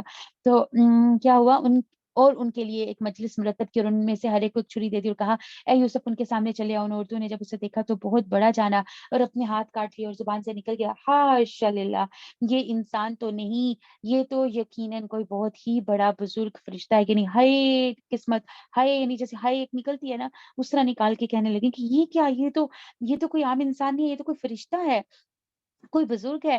اس وقت عزیز مصر کی بیوی نے کہا کہ یہ وہ ہے جس کے بارے میں تم مجھے تانے دے رہی تھی، میں نے ہر جد سے اپنا مطلب حاصل کرنا چاہا لیکن یہ بال بال بچا رہا، اور جو کچھ میں سے کہہ رہی ہوں اگر یہ نہ کرے گا، یعنی اب جب دوبارہ وہ سامنے آ گئے تو پھر سے ایک دفعہ حضرت یوسف علیہ السلام کو جو ہے وہ اپنے جال میں پھنسانے لگے ہیں، پھر دعوت برائی جو ہے وہ ان کو دے رہی ہیں، اور پھر کیا کہہ رہی ہیں، اور ڈرا کر دھمکا کر اب دے رہی ہیں، اور کیا کہہ رہی ہے کہ اگر یہ نہ کرے گا تو یقیناً یہ قید کر دیا جائے گا اور بے شک یہ بہت ہی بے عزت ہوگا۔ یوسف علیہ السلام نے دعا کی کہ اے میرے پروردگار، جس بات کی طرف یہ عورتیں مجھے بلا رہی ہیں اس سے تو جیل خانہ ہی مجھے پسند ہے، اگر تو نے ان کے مکر و فریب مجھ سے دور نہ کر دیے تو میں ان کی طرف مائل ہو جاؤں گا اور بالکل نادانوں میں سے ہو جاؤں گا۔ سبحان اللہ۔ تو دیکھیں گناہ کو اتنا حقیر جانا اور اس کے بدلے میں جیل میں رہ لینا، قید پسند کر لی، سبحان اللہ، اور کتنے سال جو ہے وہ قید کے اندر، یعنی اتنے ایک مطلب پائے کا پیغمبر ہے اور وہ ضائع ہو رہا ہے ایک جیل کے اندر، سبحان اللہ۔ تو اس سے کتنی سیکھنے کی بات ہے، یعنی پاکیزہ رہنا، پاکیزگی اختیار کرنا اور برائی سے بچنا، مطلب کتنی بڑی بات ہے کہ اس کے لیے قید منظور کر لی، سبحان اللہ۔ تو یوسف علیہ السلام نے اپنے دل میں جو ہے وہ دعا کی، اور اس وقت دیکھیں وہ اپنی زبان سے کچھ نہیں کہہ رہے لیکن دل میں دعائیں کر رہے ہیں، اور دعا اتنا بڑا ہتھیار ہوتی ہے کہ آپ کے پاس کچھ بھی نہیں، آپ مطلب آپ کے پاس کوئی اسباب نہیں ہے لیکن ایک دعا کی طاقت تو ہے نا، تو دعا مومن کا ہتھیار ہوتی ہے۔ دعائیں مانگنی چاہیے اللہ سبحانہ و تعالیٰ سے، جیسی بھی سچویشن ہو، ہم بالکل اکیلے کر دیے جائے تب بھی ہمیں اپنے رب کے ساتھ جڑ کر دل ہی دل میں جو ہے وہ دعائیں مانگنی چاہیے، اور اللہ سبحانہ و تعالیٰ دعاؤں کو سننے والا ہے، وہ تکلیفوں میں ہمیں بہترین حل دے گا، وہ ہماری حفاظت کرے گا، ہمیں بچائے گا انشاءاللہ عز و جل۔ تو ایک حدیث میں آتا ہے، دیکھیں ان کی پاکیزگی کے دعوت دیا اس نے، لیکن پھر بھی برائی کو پسند نہیں کیا۔ تو ایک حدیث میں آتا ہے کہ اللہ سبحانہ و تعالیٰ 7 آدمی کو قیامت کے دن اپنے سائے میں جگہ عطا فرمائیں گے۔ اللہ سبحانہ و تعالیٰ ہمیں بھی اپنے ان لوگوں میں شامل کرے جن کو اپنے سائے میں جگہ عطا فرمائیں گے۔ ان میں سے ایک وہ شخص ہے جسے ایک ایسی عورت دعوت گناہ دے جو حسن و جمال سے بھی آراستہ ہو اور جاہ و منصب کی بھی حامل ہو، یعنی صرف عام عورت نہ ہو کہ خوبصورت ہے، بلکہ ایک منصب بھی رکھتی ہو اور مطلب اس کی طاقت چلتی ہو، اس کا زور چلتا ہو، لیکن وہ اس کے جواب میں یہ کہہ دے کہ میں تو اللہ سے ڈرتا ہوں۔ تو ایسے شخص کو اس برائی سے بچنے کی وجہ سے سبحان اللہ کہ جب یعنی وہ کر گزرتا تو کوئی اس کو روک نہیں سکتا تھا، تو اس نے پھر بھی اپنے نفس کو روک لیا۔ تو ایسے شخص کو قیامت کے دن اللہ سبحانہ و تعالیٰ اپنے سائے میں جگہ دیں گے۔ اس کے رب نے اس کی دعا قبول کر لی اور ان عورتوں کے داؤ پیچ اس سے پھیر دیے، یقیناً وہ خوب سننے والا، خوب جاننے والا ہے۔ پھر ان تمام نشانیوں کے دیکھ لینے کے بعد بھی انہیں یہی مصلحت معلوم ہوئی کہ یوسف کو کچھ مدت کے لیے قید خانے میں رکھیں۔ اس کے ساتھ ہی 2 اور جوان بھی جیل خانے میں داخل ہوئے۔ ان میں سے ایک نے کہا کہ میں نے خواب میں اپنے آپ کو شراب نچوڑتے دیکھا ہے، اور دوسرے نے کہا کہ میں نے اپنے آپ کو دیکھا ہے کہ میں اپنے سر پر روٹی اٹھائے ہوئے ہوں جسے پرندے کھا رہے ہیں، ہمیں اس کی تعبیر بتائیے، ہمیں تو آپ خوبیوں والے شخص دکھائی دیتے ہیں۔ یعنی اتنا خوبصورت اخلاقی حسن تھا ان کے پاس کہ کوئی بھی دیکھے گا تو متاثر ہو جائے گا۔ اور پھر ان آدمیوں نے ان سے اپنا جو ہے اپنے خواب بیان کیے اور ان کو احسان کرنے والا، لیکن محسنین، بار بار حضرت یوسف علیہ السلام کے لیے محسنین کا لفظ آئے گا۔ یوسف نے کہا تمہیں جو کھانا دیا جاتا ہے اس کی تمہارے پاس پہنچنے سے پہلے ہی میں تمہیں اس کی تعبیر بتلا دوں گا، یہ سب اس علم کی بدولت ہے جو مجھے میرے رب نے سکھایا ہے۔ سبحان اللہ، یعنی کہ علم کو اپنی طرف سے کوئی بڑی چیز نہیں سمجھا کہ میرے پاس ہے، اچھا میں بتاؤں گا میرے پاس کیونکہ بڑا علم ہے تو میں تمہیں جواب دوں گا، فوراً اس کو اللہ کے ساتھ جوڑ دیا۔ سبحان اللہ، اللہ سبحانہ و تعالیٰ کا تعارف پیش کیا کہ یعنی جو علم مجھے اللہ نے دیا ہے میری بدولت نہیں بلکہ میرے رب نے مجھے سکھایا، تو میں تمہیں اس علم کی بدولت، اس اللہ کے سکھائے ہوئے کی بدولت میں تمہیں ان سوالوں کے جواب ضرور دوں گا۔ میں نے لوگوں کا مذہب چھوڑ دیا ہے جو اللہ پر ایمان نہیں رکھتے اور آخرت کے بھی منکر ہیں، اور ساتھ ہی یہ بھی بتا دیا کہ ایک دعویٰ کا کام بھی کر دیا ان کے بھی ذہنوں کے اندر، ان کے بھی، کیونکہ وہ بھی ضرورت مند تھے، ان کو اپنے خواب کی تعبیر معلوم کرنی تھی، تو ان کے سامنے بھی ایک جو ہے اللہ کی دعوت پیش کر دی، ایک اچھے دین کا، ایک خالص دین کا، ایک سچے دین کا منظر پیش کر دیا، اور کیا کہا، میں نے ان لوگوں کا مذہب چھوڑ دیا ہے جو اللہ پر ایمان نہیں رکھتے اور آخرت کی بھی منکر ہیں، میں اپنے باپ دادوں کے دین کا پابند ہوں، یعنی ابراہیم و اسحاق اور یعقوب کے دین کا۔ ہمیں ہرگز یہ سزاوار نہیں کہ ہم اللہ کے ساتھ کسی کو بھی شریک کریں، ہم پر اور تمام لوگوں پر اللہ کا یہ خاص فضل ہے، لیکن اکثر لوگ ناشکری کرتے ہیں۔ سبحان اللہ، اے میرے قید خانے کے ساتھی، لیکن دیکھیں جس سے محبت ہوتی ہے نا اس کا تعارف بندے کا دل کرتا ہے جہاں موقع ملے وہاں اپنے رب کا تعارف پیش کرے اور لوگوں کو اپنے رب سے جوڑے۔ جس سے بھی ہمیں محبت ہوتی ہے دل کرتے ہے نا اس کا تذکرہ کریں، کہیں بیٹھے مجلس میں دیکھیں کچھ لوگ یا تو اپنے بچوں کا ذکر کرتے رہیں گے یا اپنے شوہر کا ذکر کرتے رہیں گے، اپنی بیوی کا ذکر کرتے رہیں گے، یعنی جن سے محبت ہوتی ہے ان کا دل کرتا ہے کہ آپ ان کے بارے میں بات کرو، تو ان کی محبت جو تھی اس کا محور تو اللہ رب العزت تھا۔ تو ایسے موقع پر بھی دیکھیں اللہ رب العزت کا ذکر جو ہے وہ پیش کر رہے ہیں۔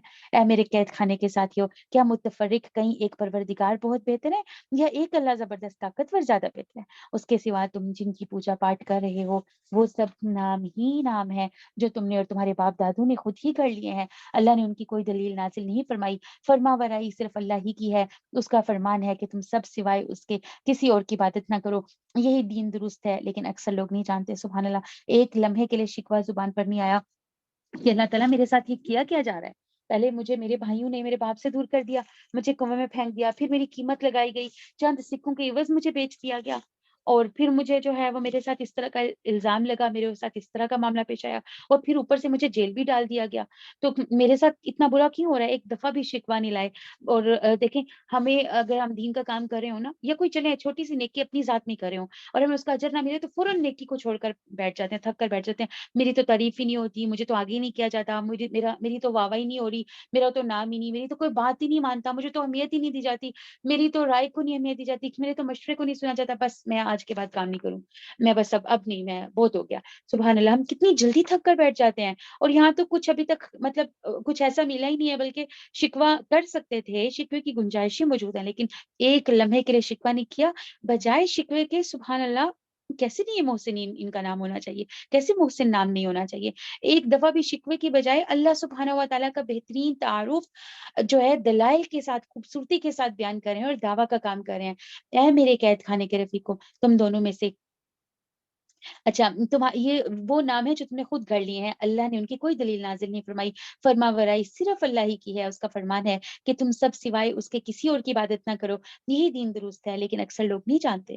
اے میرے قید خانے کے رفیقو، تم دونوں میں سے ایک تو اپنے بادشاہ کو شراب پلانے پر مقرر کیا جائے گا، لیکن دوسرا سولی دیا جائے گا اور پرندے اس کا سر نوچ نوچ کھائیں گے۔ تم دونوں جس کے بارے میں تحقیق کر رہے تھے اس کا فیصلہ کر دیا گیا ہے، اور جس کی نسبت یوسف کا گمان تھا کہ ان دونوں میں سے یہ چھوٹ جائے گا، اس سے کہا کہ اپنے بادشاہ سے میرا ذکر بھی کر دینا۔ پھر اسے شیطان نے اپنے بادشاہ سے ذکر کرنا بھلا دیا اور یوسف نے کئی سال قید خانے ہی میں کاٹے۔ سبحان اللہ۔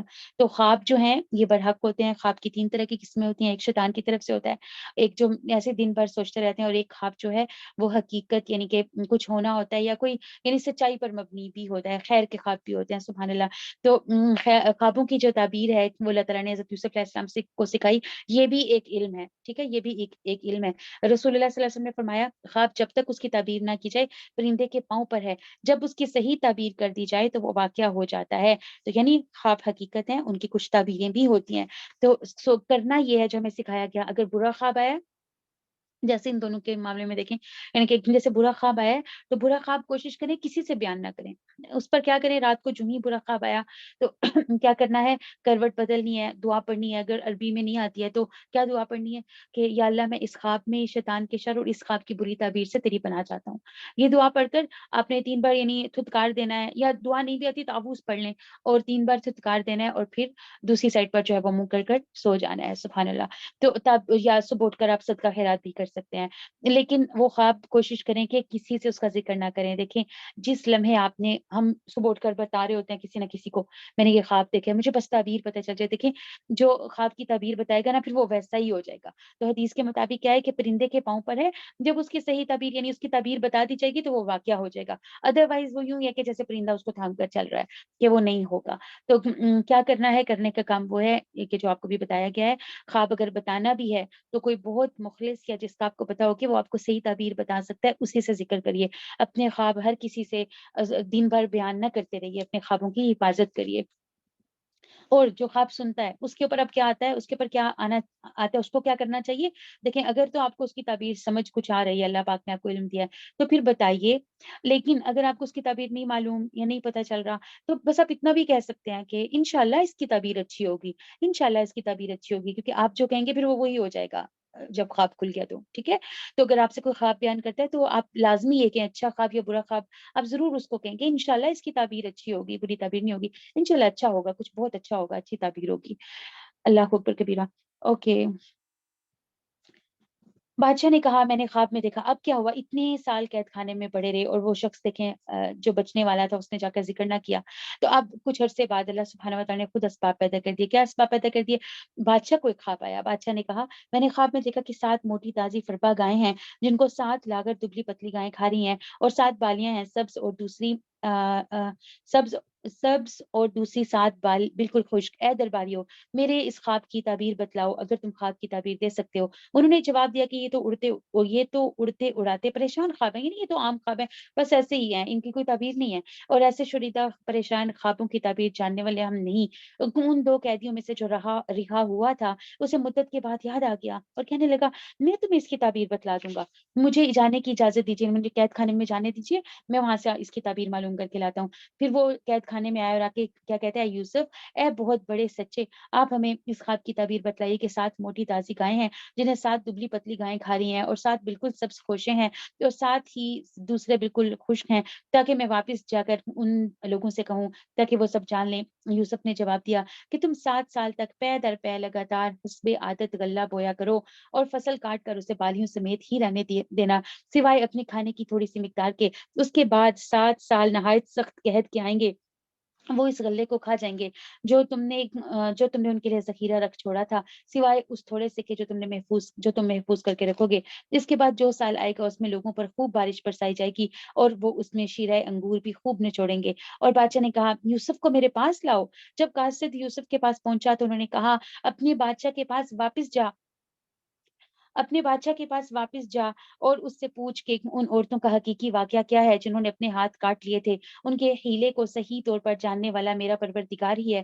بادشاہ نے پوچھا، اے عورتوں، اس وقت کا صحیح واقعہ کیا ہے؟ یعنی جب حضرت یوسف علیہ السلام کو بادشاہ نے باہر بلایا تو حضرت یوسف نے نہیں کہا کہ ٹھیک ہے میں فوراً آ جاتا ہوں، بلکہ کہا کہ پہلے یعنی اپنے آپ کو کلیئر کرنا چاہا کہ پہلے جو میرے اوپر الزام لگے ہیں ان کی صفائی ہوگی تو باہر نکلوں گا، یعنی ایک طرح سے اپنے ساتھ یہ کمٹمنٹ کی اور ان کے بارے میں جو ہے تحقیق کرنے کو کہا، کیونکہ پیغمبر جو ہے انہوں نے آگے دعویٰ کا کام کرنا تھا۔ اگر ان کی ذات کے اوپر اس قسم کے الزامات لگے ہوتے تو وہ کیسے صفائی کے ساتھ دعویٰ کا کام کر سکتے تھے یا ان کی کوئی سنتا؟ تو اپنے جو ہے کردار کو صاف پیش کرنے کے لیے انہوں نے کیا کہا کہ عورتوں کا معاملہ جو ہے وہ پہلے پتہ کرو۔ بادشاہ نے پوچھا ہے عورتوں اس وقت کا صحیح واقعہ کیا ہے جب تم داؤ فریب کر کے یوسف کو اس کی دلی منشا سے بہکانا چاہتی تھی؟